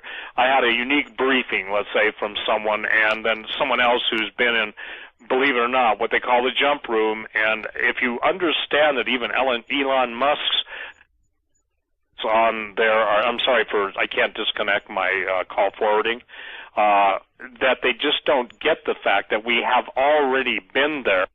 And we've already done that, just like the former head of Skunk Works said. And I've had generals tell me that, look, we go intergalactic now. We don't even, we don't use standard propulsion. We don't even use, propulsion as you know it. We basically jump space. We usually use wormholes. And I said to him, kind of being a wise guy, I said, well, obviously there's no shortage of black holes in the American thinking population, but, he didn't think that was funny. I thought that was hilarious, but he didn't think it was funny. Yeah, I hope I'm answering your question. Yeah. Doug, I believe that we're dealing with both. We're dealing with reverse-engineered, extra-dimensional, okay, beings and transportation, as well as reverse-engineered ancient technology. Right, and that's so important to understand. And although there's I guess there's a distinction with a difference built in there, it's nonetheless important to understand the totality of what you're referring to and the intricacies of the deception based on what you said. So yeah, I think you did well in answering that question. The other, the secret societies, and this has always interested me, and this is one of the holes that I had in my research that it was kind of all over the place, but you connected it. I mean, the secret societies of yesterday and today have been energized, have been influenced, have been directed and massaged and pushed and forwarded through the Nazi ideology, the Nazi occult. While Nazism was, at least in my research, was a result in part of the occult. The occult has been equally influenced by the Nazi ideology, and that's especially true today.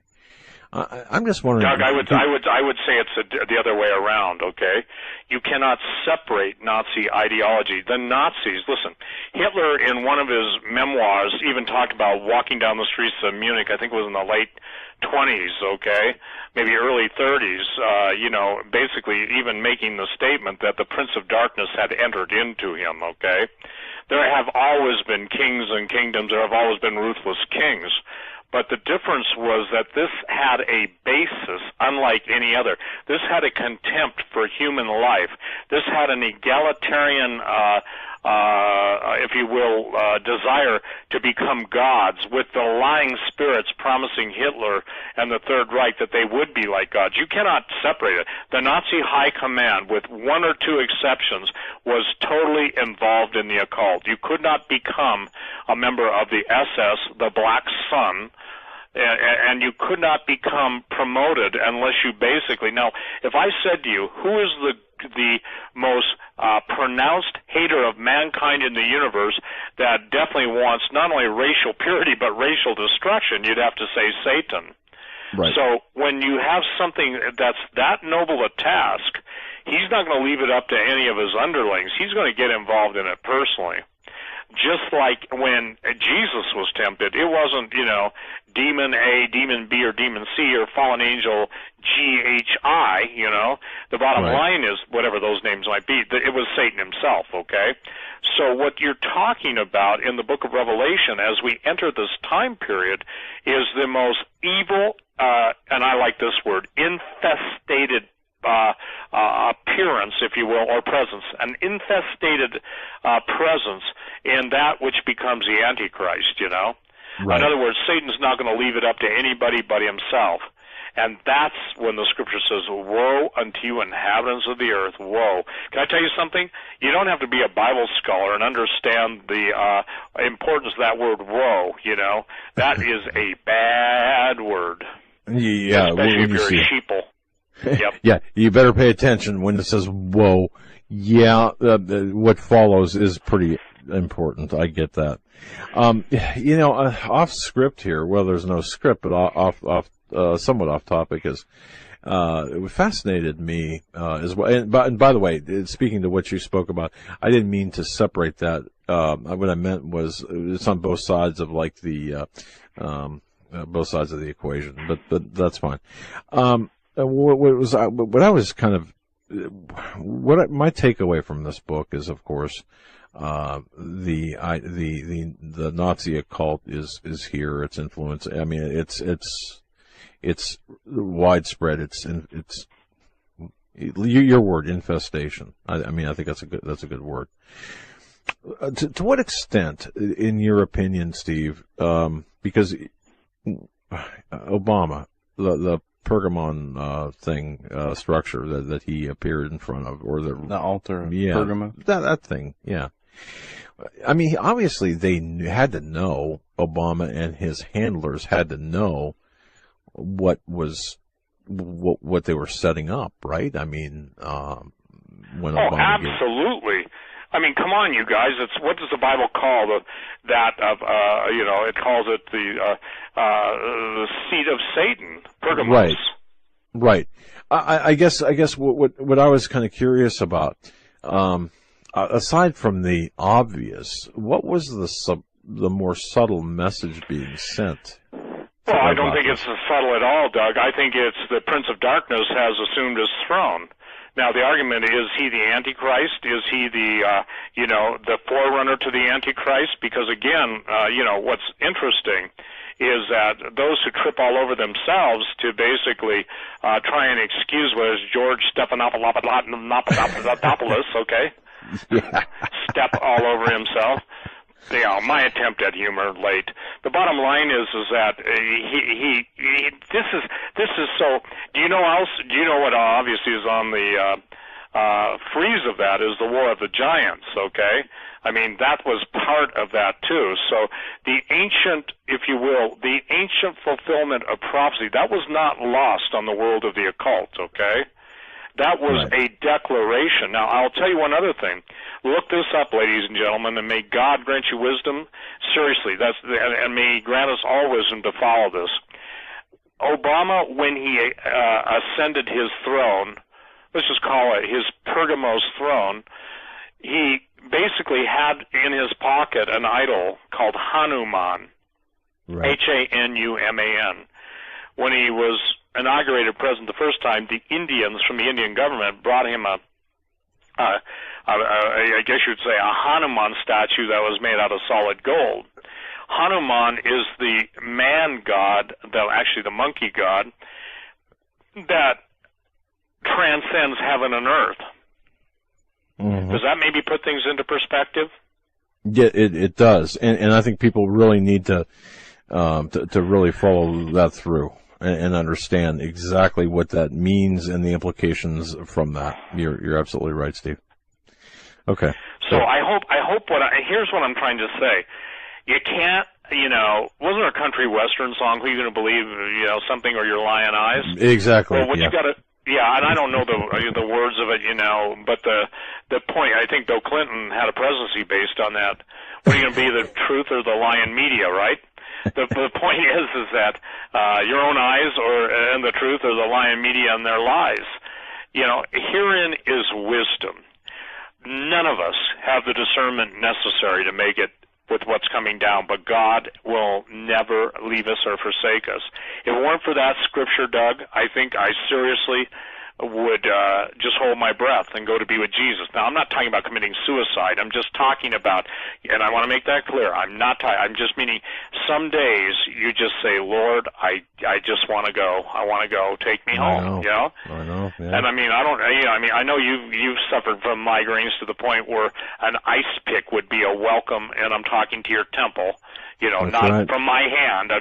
There's no veiled anything here, but the pressure's so great, you just wish, honestly, you could let it go at any price, And so the point that I'm trying to make in this is that we are so at this intersection of history, prophecy, and what's playing out, flat out happening before our eyes, that very soon all those books and all those charts are going to be not, useless, but they're going to be rewritten and re-edited by the events of the day, Exactly, Steve. Yeah. So if you take everything in context, you take Hanuman that stands between, and I want people to look that up so they know what I'm talking about.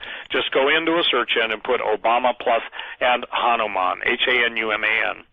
The idea is simply this, that there is another world entity that speaks through that man, okay? Yes. Secret Service guys have come out, the people who have been in the White House during some of the occult ceremonies, all the stuff that's going on. Look, here's the deal. The idea, and I'm not saying anything that he hasn't said, go look it up. He carries a Hanuman charm in his pocket. What's the purpose of a charm, Doug? Well, it's the power belief. It's a what the power for power. Right. It's to summon the power that the charm represents. Right. Okay? And see, it's kind of like when a vampire won't come out with a cross and holy water. Well, a cross and holy water, and I'm not making fun of anything, okay? But at the name of Jesus spoken in authority, that's one of the signs that Jesus said would follow them that believe. And like I told John Quayle, God bless him, I said, John, I don't think people are knocking on your door to line up to get you to teach them how to move in the area of deliverance, or lining up at your door to receive deliverance, True. So here's the deal. Jesus said, if I cast out demons by the finger of God, that means the kingdom of God has come to you this day. And everybody says, I didn't sign up for that. Then you better question your entrance into the kingdom. Amen. And folks, we're so blessed to have Steve Quayle here and talking about the empire beneath the ice, and knowing that, at the end of the day, our salvation is through Jesus Christ. But I've got one last question here because we're at the close of the show. It's not in the book, Steve. Not in the book, but I just you and I talking. Let me ask you this question. You look at the fertile ground that gave rise to Adolf Hitler in pre-war Germany in the 1930s. And Hitler said all of the right things. He was not politically correct. He was stirring up a population. Do you see any parallels? And forgive me, I'm not trying to make any implications, but do you see any parallels between Hitler and Trump, or the fertile ground that's producing Hitler and Trump? No, because I'll tell you what, I see more parallels between the entity.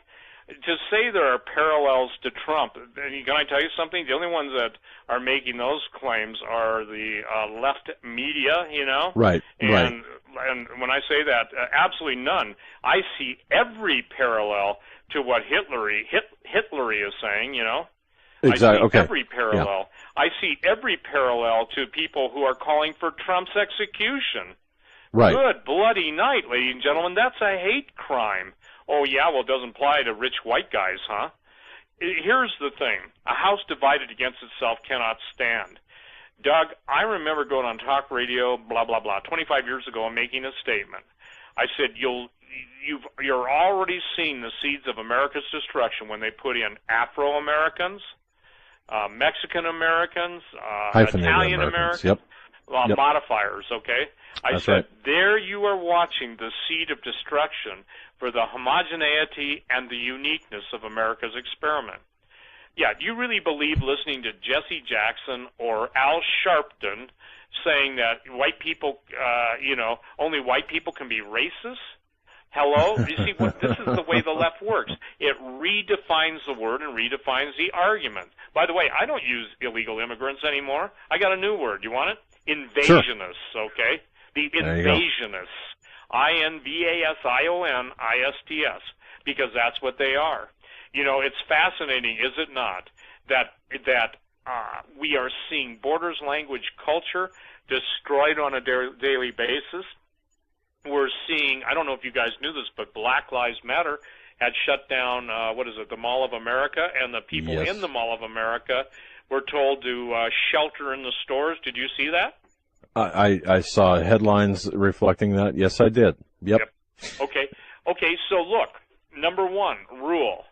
This is as if you remember the old Kung Fu movie, as the elder guy said to the young,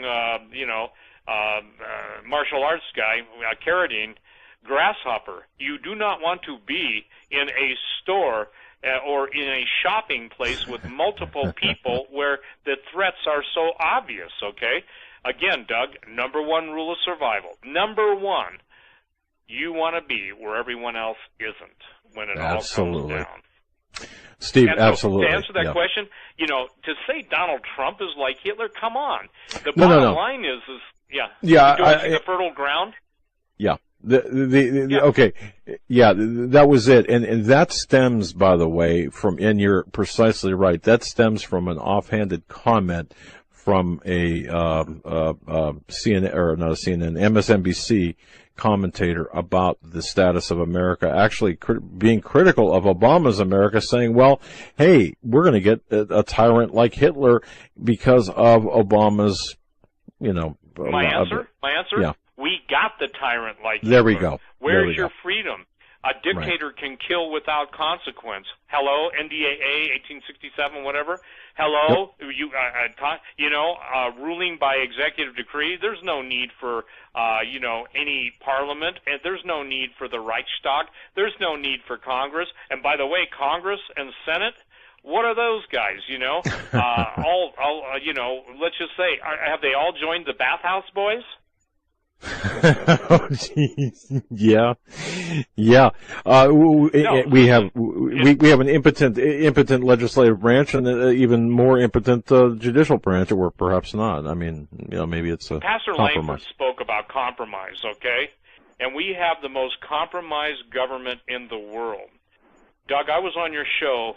Please correct me if I'm wrong, because my sense of timing is off. I'm event-driven now, where I used to live by dates. Now I'm event-driven.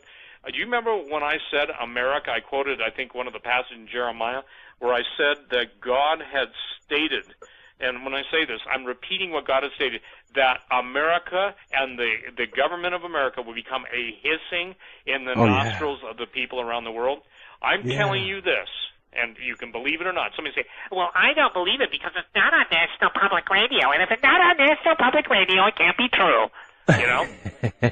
That's right. That's I remember my that. dumbass liberal mocking voice, okay?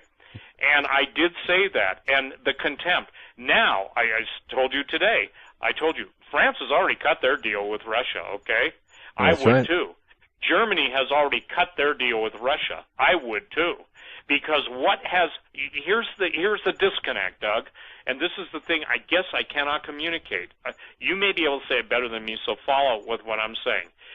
To people who do not get it, the ISIS army, whoever funds it, and we all know who does, because obviously Putin asked the question, do you know what you've done? The answer is, or don't you see what you've done? The answer is, of course, he knows what he's done. You cannot have the return of the Mahdi, the Islamic world's savior, until you have World War III. Hello? Do you think the United States is trying to provoke World War III? Do you think, I'll tell you one thing, I'm sure glad that President Putin has got a lot more, how should I say this, patience than those who want World War III. When I have somebody say, and I've heard this, I want to make this clear, yeah, we ought to go in and kick Russia's ass. I said, you better thank God that they don't come in and kick your ass. I said, first of all, and I did have this argument. Actually, it wasn't an argument. It was a fight, and not a fist fight, just a verbal fight. I said, do you understand the technological advantage that the Russian military employs? Do you even know what the ellipton is? The ellipton is what Vladimir Zhirinovsky, by the way, I like that guy. You know, they used to call him Mad Vlad, but he used to just tell it like it is, like a bulldozer, okay? But do you even understand how they were able to shut down our most expensive missile cruiser, the Donald Cook? Do you understand how they were able to force a submarine to surface? That one you didn't hear. Do you understand how they're able to shut down aircraft and just shut down their systems, their flight control systems? Do you understand? Somebody says, well, you sound like you love Russia, move there. No, I'm just telling you this, that when you've got the president of a country saying, don't provoke us, and when he said he can work with Donald Trump, I'll tell you what, I would rather sit down any day of the week, maybe I'm begging for an invitation, with Vladimir Putin than I would with the other guy, you know? Not Donald Trump, but the entity. Yeah, the entity, I indeed. think Putin is incredibly smart. He understands this, Doug, and this is something where people miss the context of the conflict. Putin knows that he's surrounded by Muslim nations, okay? Putin knows if ISIS isn't stopped, there is no Mother Russia. I know this. I understand the Russians only because I have some that are friends. And I'll tell you one thing. Beyond propaganda, and by the way, one of them said to me, he said, Steve, you Americans used to say we had propaganda. He said, good night. You outdid us at our worst, you know, and meaning the American press. And I said, right. Dimitri, you are absolutely correct, you know. I said it is a fallacy to believe there's any truth. I have people in my own family that think Fox. I said, do you know what a fox does? I said a fox raids the hen house and eats the chickens, so there's no big chickens because all the little ones are dead. I said it's like truth. Do you really believe you'll get truth? So I want to make this clear. Donald Trump has tapped into the rage that is in America. I believe that it was Franklin Graham that's called for January prayer on the steps of every capital of every state. And I'll be putting up a note on it. I plan to go to Helena, Montana, and call upon God. I do not believe we can stop what's already in motion, but I believe God's mercy can manifest while his judgment is in motion. You follow me? Yeah. Judgment in motion would be the ocean. Mercy in manifesting during the judgment of the ocean of Noah's day would be you're locked in the ark. Jesus is our ark, and I'm telling you, someone says, well, you know, I might as well go out and just drink poison. No, you might as well get on your knees at this point and say, God, I've made a mess of my life. I need your help. And ask Jesus to show you. Again, I'll tell you what, I've never seen God answering prayers faster to the sincere of heart than he is now. I've also gotten emails from people that love me one day, you know what I'm talking about, Doug, hate me the next, love Pastor Langford and I, want to be our armor bearers, and then, crap, he strips us of his armor and wants to fire 5,000 arrows into us.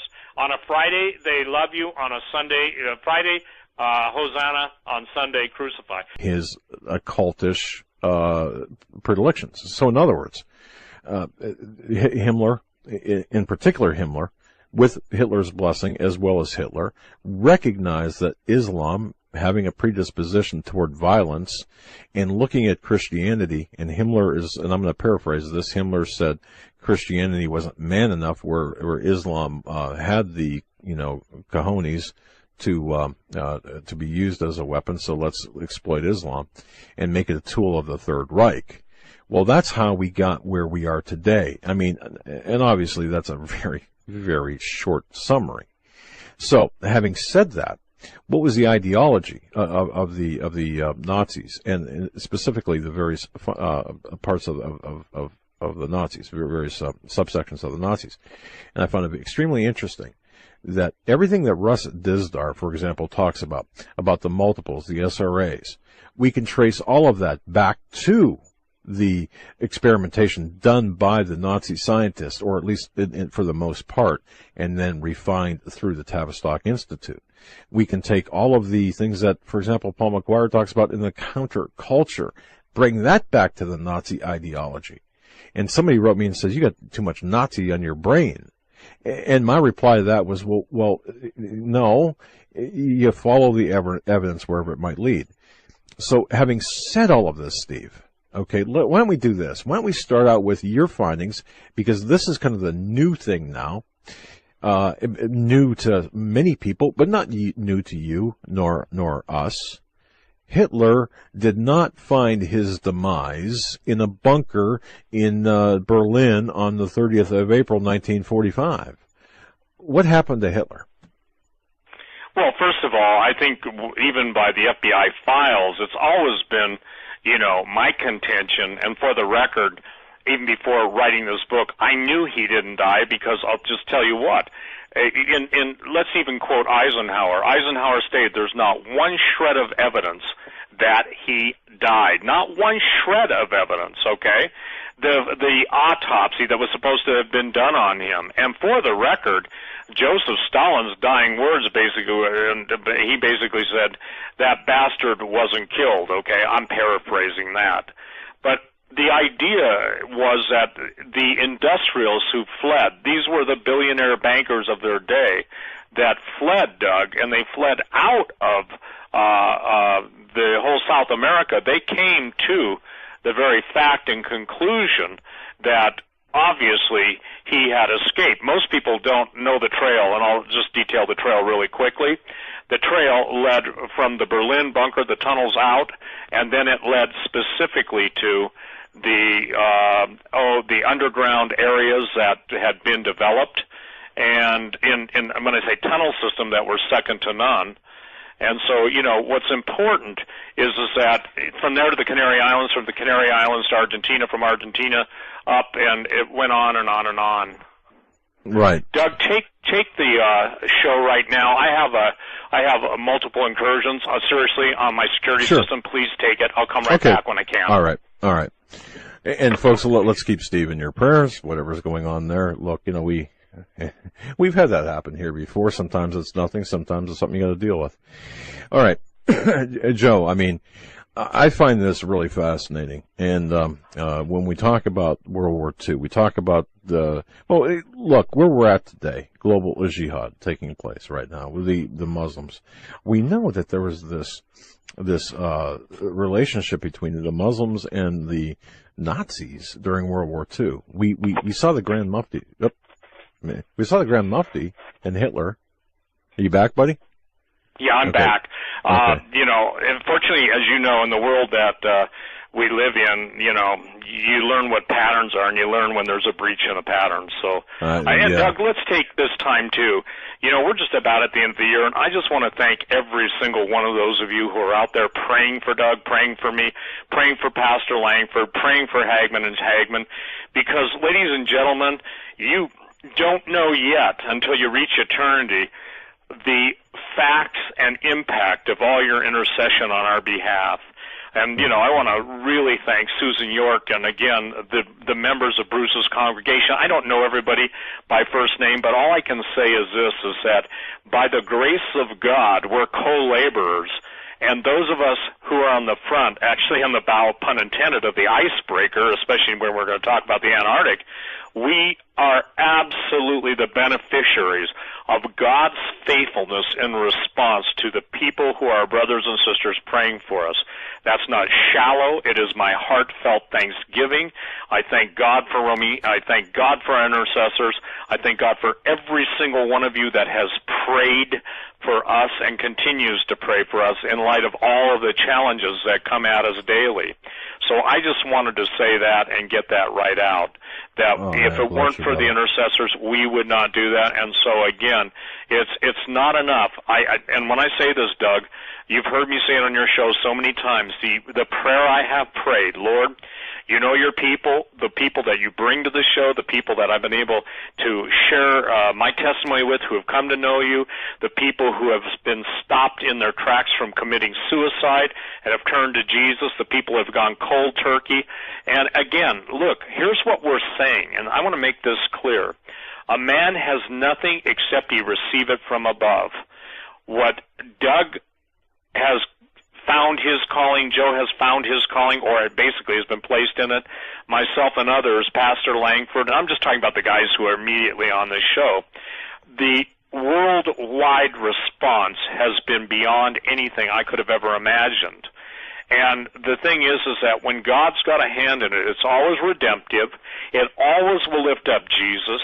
It's not about any man's ministry, his followers, his adherents. And you know what about followers, Doug?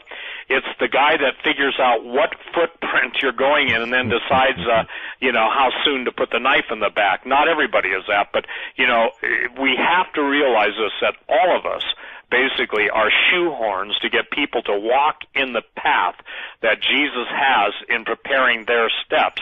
Obviously our feet need to be shod with the preparation of the gospel of peace. So why that aside is so important is this, is that because now we're at the point in time, actually the injection point in time, where the argument's over, is Ezekiel 38 this, or does it come after this, or, when Israel's announcing their Messiah's returning, let me deal with that too. Can I say something? Oh, yeah, You've got to be more discerning, brothers and sisters. The little guy the young man that had the vision, that's not Jesus Christ that's returning. That's the false Messiah. Jesus said, I came and received me not, meaning the Lord Jesus Christ. Another will come claiming to be me, and him you will receive. So I got email after email after email. I almost posted in my alert, look, this is not a vision from the Lord because it doesn't line up with the Word of God. And after fasting, I don't know, for 3 weeks or whatever, the last time Pastor Langford went on one of his fasts, and I pay attention to him. I know his fruit, okay? And by the blessing of God, I'm a recipient of his fruit, as you are too, Doug, in his intercession and prayers on our behalf. But the point being is that God told him, the greatest attack in the world will be on my word. Stick to my word, David. Stick to my word. So as everybody reinvents God's word, adds to God's word, subtracts from God's word, tries to demean God's word and, attack God's word, ask yourself this, why are they spending so much effort on God's word? Because deep in their hearts, the very essence of their created being resonates with the truth. It's like our critics. I told some lady I said, look, you don't have to listen to us. If you don't listen to us, then you won't have a reason to type your absurd emails, your inane and egregious emails. And I would say that to everybody. Yet if the Spirit of God is literally motivating you to search these things out, you get them too, Doug. How many emails, and this is important to say this tonight, how many emails have you gotten from people saying, I was praying, Lord, show me what's really going on, and they're led to you, or led to me, led to Langford, led to Tom Horn, they're led to somebody that's talking about what we're talking about. It's voluminous, and that's not an understatement. No, I think, to be honest, I haven't counted them all, but I think in the year 2015 to date, the Hagman and Hagman report has received well over 98,000. I think we're into the hundreds of thousands of emails, well over 100,000 emails. And a large, that doesn't include the postal mail, which, if I could publish, Steve, the mail that we get from our listeners, handwritten, where it mentions, it's because of Pastor Langford's teaching, or it's because of this show or this particular program that, brought me to the Lord. I mean, Steve, I've cried. I mean, tears. I've had tears. My wife has read them and had tears. Joe, tears. I mean, it's just amazing. And it's not because of us, Steve. It's in spite of us. Okay. And I'm not trying to be, funny, but it's in spite of us. You know what? If God used people that could do it in their strength, we would need His strength, okay? And for the record, it was the Lord who said He uses the foolish things to confound the wise. One day I get an email saying, do you know how many people hate you because you never finish a thought? And then I get the following email says, if you hadn't gone where you went, I wouldn't have come to know Jesus. Okay? Look, I never claimed to be a linear guy. That's what Doug Hagman does, and he's trained to do it. But what I can communicate, fortunately, is the general sense and area that God wants me specifically to focus on in obedience to Him. Doug, we're all getting older, and we're not getting any younger, and every day, I just said something that probably went over 99% of listeners' heads, but I'll revisit it. We were 2 minutes and counting on a nuclear war. It wasn't God's time yet, okay? Yep. The point being is that 2 minutes, I thought, how can anybody not believe that their life can change in an instant? In an instant. And see, this is why it's important to understand. I'll swing back now to Hitler. It's important to understand that the Third Reich was based on the doctrine of fallen angels. The technology that the Third Reich was given was literally dictated by spirits that were birthed out of literally a psychic's womb on the spot, with Dietrich Eckart and others present, literally communicating in the open, meaning, in German, getting some of the most outlandish and out-of-this-world scientific dictations. The Nazis were the first to actually initiate the Stargates. And by the way, when we talk about Raiders of the Lost Ark, kind of being now it's almost an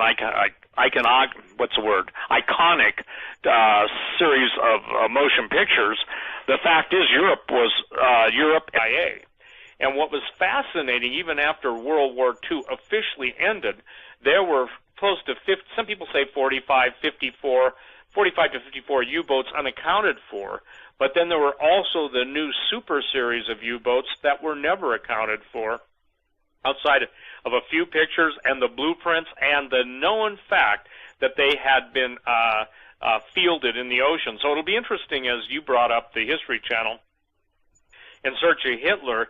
I heard one guy say on, one of my critics and one guy on the television, but the Canary Islands are a long way away from Argentina. Well, not if you're transferring at sea, meeting in the halfway point. Plus, the interesting fact is that all of the information that's coming out now, Doug, I would say if you've watched it and Joe's watched it, it didn't look like the Nazi war machine had shut down at all in Spain, did it, or the Canary Islands? Not at all. No. Not at all. And therefore, in Argentina and Brazil, and again, when you were bringing up the twins, the twinning, and the thing that Mengele was absolutely, you're going to love this, fascinated by. He'd even sit on the a chair on the side of the ram set, unloaded everybody that were headed for the camps. He was interested in dwarfs and giants. Isn't that fascinating? Most people forget this part of history.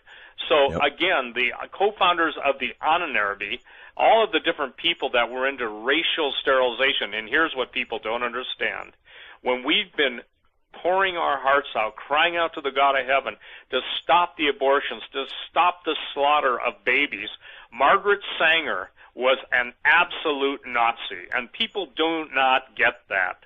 It was her desire, and this is what's interesting, to totally obliterate the black population. You probably read that in my book, Doug, and other places. Oh, sure. So when you're talking about racial purity and racial hygiene, and you see the same thing now, whereas the Planned Parenthood are claiming they're not really these monsters, my answer is, oh, yes, they are. And when you lose track of a root or if you will, the origin of a problem, you can't identify the answer to that problem. So isn't it fascinating? All these people denying, whether it's Hillary denying she doesn't have horns, yeah, that's just because, I can't say that. That's just because her scalp is too tight, okay?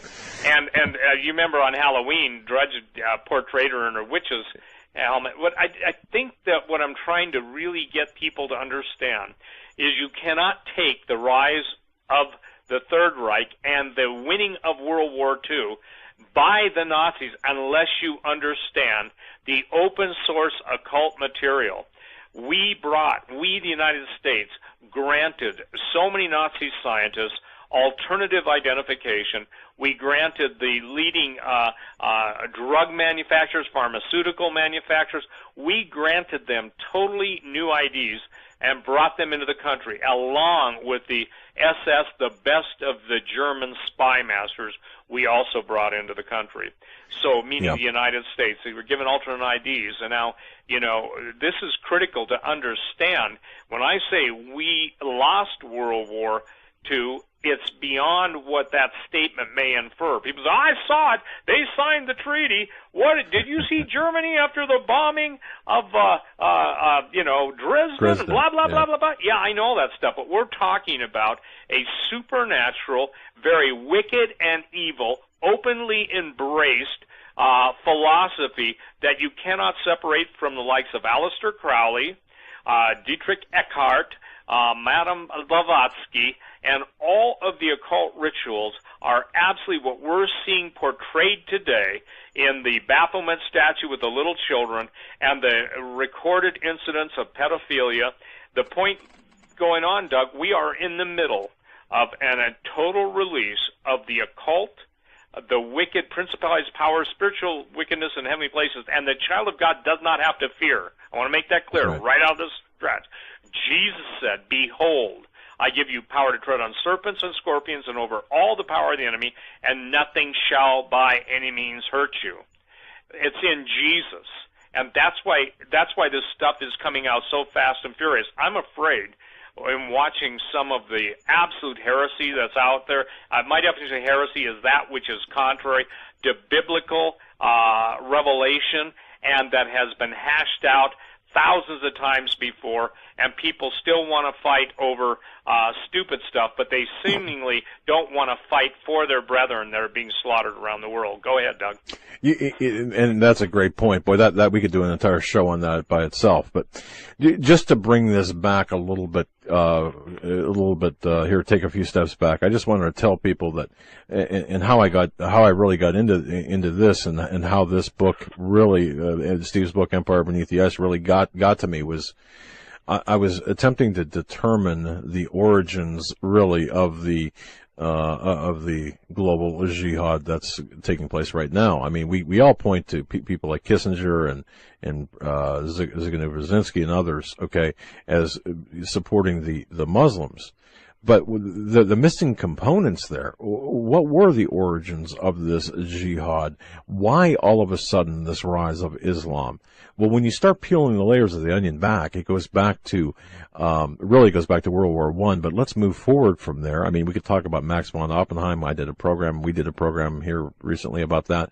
But to advance it a little bit further, let's go to World War II, and we see that Islam, really was weaponized, is very much weaponized, by Himmler, and every continent of the world was being visited by a German, if you will, Ahnenerbe. This was even higher than the SS. It was obviously under Heinrich Himmler's control, but they were looking for every artifact. They were looking for every power source.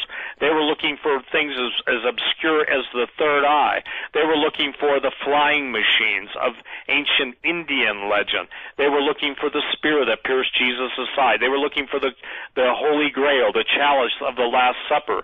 They were looking, you name it, they were looking, because the whole thing was about power, P-O-W-E-R. So, back to 1946. We go back to 1946, and the United States mounts a flotilla, and look at these numbers, okay? Operation High Jump, 13 ships, 26 aircraft, and it was under Task Force 68. If it had been under Task Force 69, it would have been more interesting. But 13 ships, 26 aircraft, by the way, submarines, and this set off to basically do away, if you will, destroy Hitler's southernmost known base in the Antarctic called New Schwabenland. Well, guess what? Operation High Jump officially ends in late February 1947, and the Russians did an interesting documentary on it because of Hitler's flying machines. Now, look, I'm not going to get into anti-gravity and stuff. Nick Cook does a great job in his book, but we even were talking about anti-gravity. Some people pronounce electrogravitics, that electricity can offset the pressure of gravity, and that's how flying saucers fly. Reverse engineering everything, but 1947 becomes unique to the flying saucer world because after 1947 you have Roswell and you have all of the eyewitness encounters to strange saucer-like flying ships, okay? And it is those same saucer-like flying ships that destroyed the aircraft that took off from the aircraft carrier and that Admiral Byrd had taken down into the Antarctic. And Admiral Byrd is quoted, and all this stuff, look, I'm not going to go chapter by chapter, but all this stuff is quoted in depth. Now, Admiral Byrd talked about flying craft that could fly from one end of one pole to the other in a matter of minutes. People don't know this, but some of the Nazi designs that are absolutely verified had things flying in 1947, ships believed to have been produced capable of flying 25,000 miles an hour. Well, if you do the math, that's a pretty fast speed. Dr. Wernher von Braun and some of the famous scientists that came over under Operation Paperclip were assimilated into NASA. And the fascinating thing is the entire American aerospace industry, especially after World War II, got its leaps and bounds by all of the Nazi scientists with their advanced technology propulsion systems.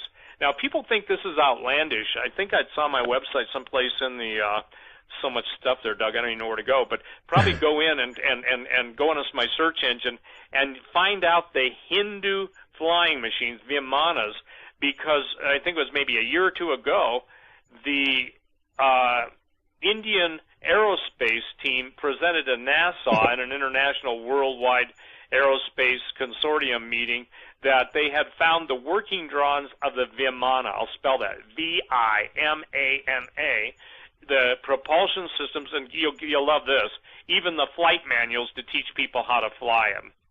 Now, NASA laughed and they dismissed it, but fortunately, history tells us that someone doesn't dismiss it. I've said over and over on the talk radio all the years I've been on that there's two space programs. There's the one you see. Obviously, the shuttle has just been shuttled. The Saturn rocket, the Apollo, Gemini, all of the things that went on in our different rocketry phase. But beyond that, there's the secret space program, the black budget program, the program that's talking, listen, if we're talking 1956, and you can see a picture of something that looks like a George Jetson rocket ship suspended in air with a guy who's climbing down in a U.S. spacesuit, you've got to recognize that we're talking 1956, we're talking now, 59-year-old, 60 years ago. I'm sorry, it'd be 60 years ago this coming year. So the technology, and Admiral Byrd was interesting in the very fact that after he came back and made a few statements, and the best statements attributed to him were attributed by the Chilean newspapers that were reporting all the strange flying saucers and all the strange sounds and everything else. And again, ladies and gentlemen, you can argue with this, say that where are they going with this? Well, here's the deal. Satan is identified in the New Testament as the prince and power of the air. Is he not, Doug? Yes, he is. And isn't it interesting now that everything that we're dealing with in modern warfare is pretty much, pun intended, up in the air. If you're talking about new weapon systems, the S-500 missile systems, if you're talking about the new anti-satellite weapons that the Chinese have, if you're talking about hypersonic missiles, if you're talking about any technology, it's always the battle in the air. It's the battle for high ground. It was like when Danny Graham, the Air Force, took over the High Frontier Space Program. And what's astonishing to me now is that still you see the ramifications daily of the most well-funded terrorist organization, ISIS, 1945, and the official cessation of World War II, but the Nazis did not follow through with that. And let me just start off by saying this. Everything that I'm going to say tonight is documented in footnotes. You may not want to agree, but at least don't deny the history that's right there for you. And I find, Doug, that this is one of the most interesting subjects that I have yet to approach, because the question is simply this: why all of a sudden has almost every news source in the world picked up on the Hitler theme? Obviously, it's Mein Kampf, but it goes even beyond that. They're arguing over if he had one testicle or two. My answer to that question, I think, is what I told you the other night, is let me just say this. He sure had a lot of whatever they're claiming and arguing over how many he had. Because what most people don't understand, you can't even deal with the Third Reich or the Nazi or the rise to power or their technology without getting into the black arts, the mystical arts, Luciferianism, devil worship, and the actual worship and welcoming back of fallen angels. Now, I want to make a statement. All this stuff is in my book. It's on page 371, but some people generally don't even know who the Ahnenerbe is. The Ahnenerbe is supposedly, or was supposedly, set up by Heinrich Himmler, and the whole point of Himmler and all those who followed with him and followed after him, they were looking for the Aryan race. Well, I've come to the conclusion, Doug, Joe, and to the listening audience, all they were looking for is the fallen angels. Because there were some people who I've got to bring names out, and I'm not going to make this like, super technically oriented. They can get my book and read it. But, for instance, one of the guys that was one of the most impressive and important members of the Ahnenerbe, Heinrich Himmler, was the black magic expert Karl Maria Williget. And they, listen to this, the Ahnenerbe themselves referred to him as Himmler's Rasputin. Now, this is where it gets interesting. Williget means God of will. And I apologize to all my German listeners. My pronunciation of German is atrocious. I'll try and spell it if I can't pronounce it. But guess what? That's a mystical synonym for a fallen angel. The fascination that Herman Wirth, the Dutch historian who was interested in rediscovering Atlantis, Richard Walter Daré, who was the creator of the Nazi blood and soil ideology and head of the Race and Settlement Office, what we're seeing right now, Doug, is Satan's end-time play for not just racial cleansing or eugenics, but the end of mankind, as Jesus warned us about. And I would say to those who still don't get what's going on, it's simply this. When we saw the Jade Helm, you and I did a show, and I know a lot of people did shows on Jade Helm and the exercise. You remember the wooden shoes? Yep. And the wooden shoes were cryptic and graphic, and basically it led to the Nazis. When you're talking about the different artifacts that have been found now, supposedly going back to the Nazi days, and the Nazi gold train. When you see Vladimir Putin, who I believe is probably, believe it or not, one of the most honest guys in the world, telling people what's really going on, but because they believe such a line of BS for so long, they can't even embrace the truth, because the official cover-up lies and rabbit trails all lead to the obvious that somebody doesn't want you to know real history. I've made the claim on your show for so many years that before the United States is destroyed by the Russians and Chinese, and for the record, we were within 2 minutes away from World War III weeks ago, and most people didn't even know it. The only reason I can know it is somebody can tell me that who basically is in the world where they press buttons. So as we've edged closer and closer, the thing that people have got to understand, God is still pleading with the United States of America, but he's showing the United States of America its roots. And while we did have the Pilgrims and we did have the Puritans and we had people who believed in God, those days have vastly disappeared as far as from the political arena. But what God is trying to teach his people, in my opinion, everybody's looking for Caesar. There are very few looking for Jesus. And I'm not talking about in a pre-tribulation rapture. I'm talking about the kingdom of God being established on earth. Thy kingdom come, thy will be done. And again, what's fascinating as you look at the Ahnenerbe, which is just a German word for ancient heritage, they wanted to go back to what they considered were the true victors of the human race, and they actually blamed the Jews, by the way, who did kill the giants. They blamed everybody for basically the golden age of the gods, when the gods were men, being done away with. Now, you started the show tonight, and let's talk about Heinrich Himmler. Joe, you were mentioning, he actually moved from Argentina to Brazil. Those guys moved around a lot. But he lived in a little town for a while called Candido Godoy. I apologize for my Spanish there. Population of 6,600, and it had 700 set of twins. 700 sets of twins. And that's important. About 10. Yep. Mm-hmm. Pardon? That's extremely important. Yes. It's really important because, ladies and gentlemen, what we're talking about, twinning and cloning, one follows the other.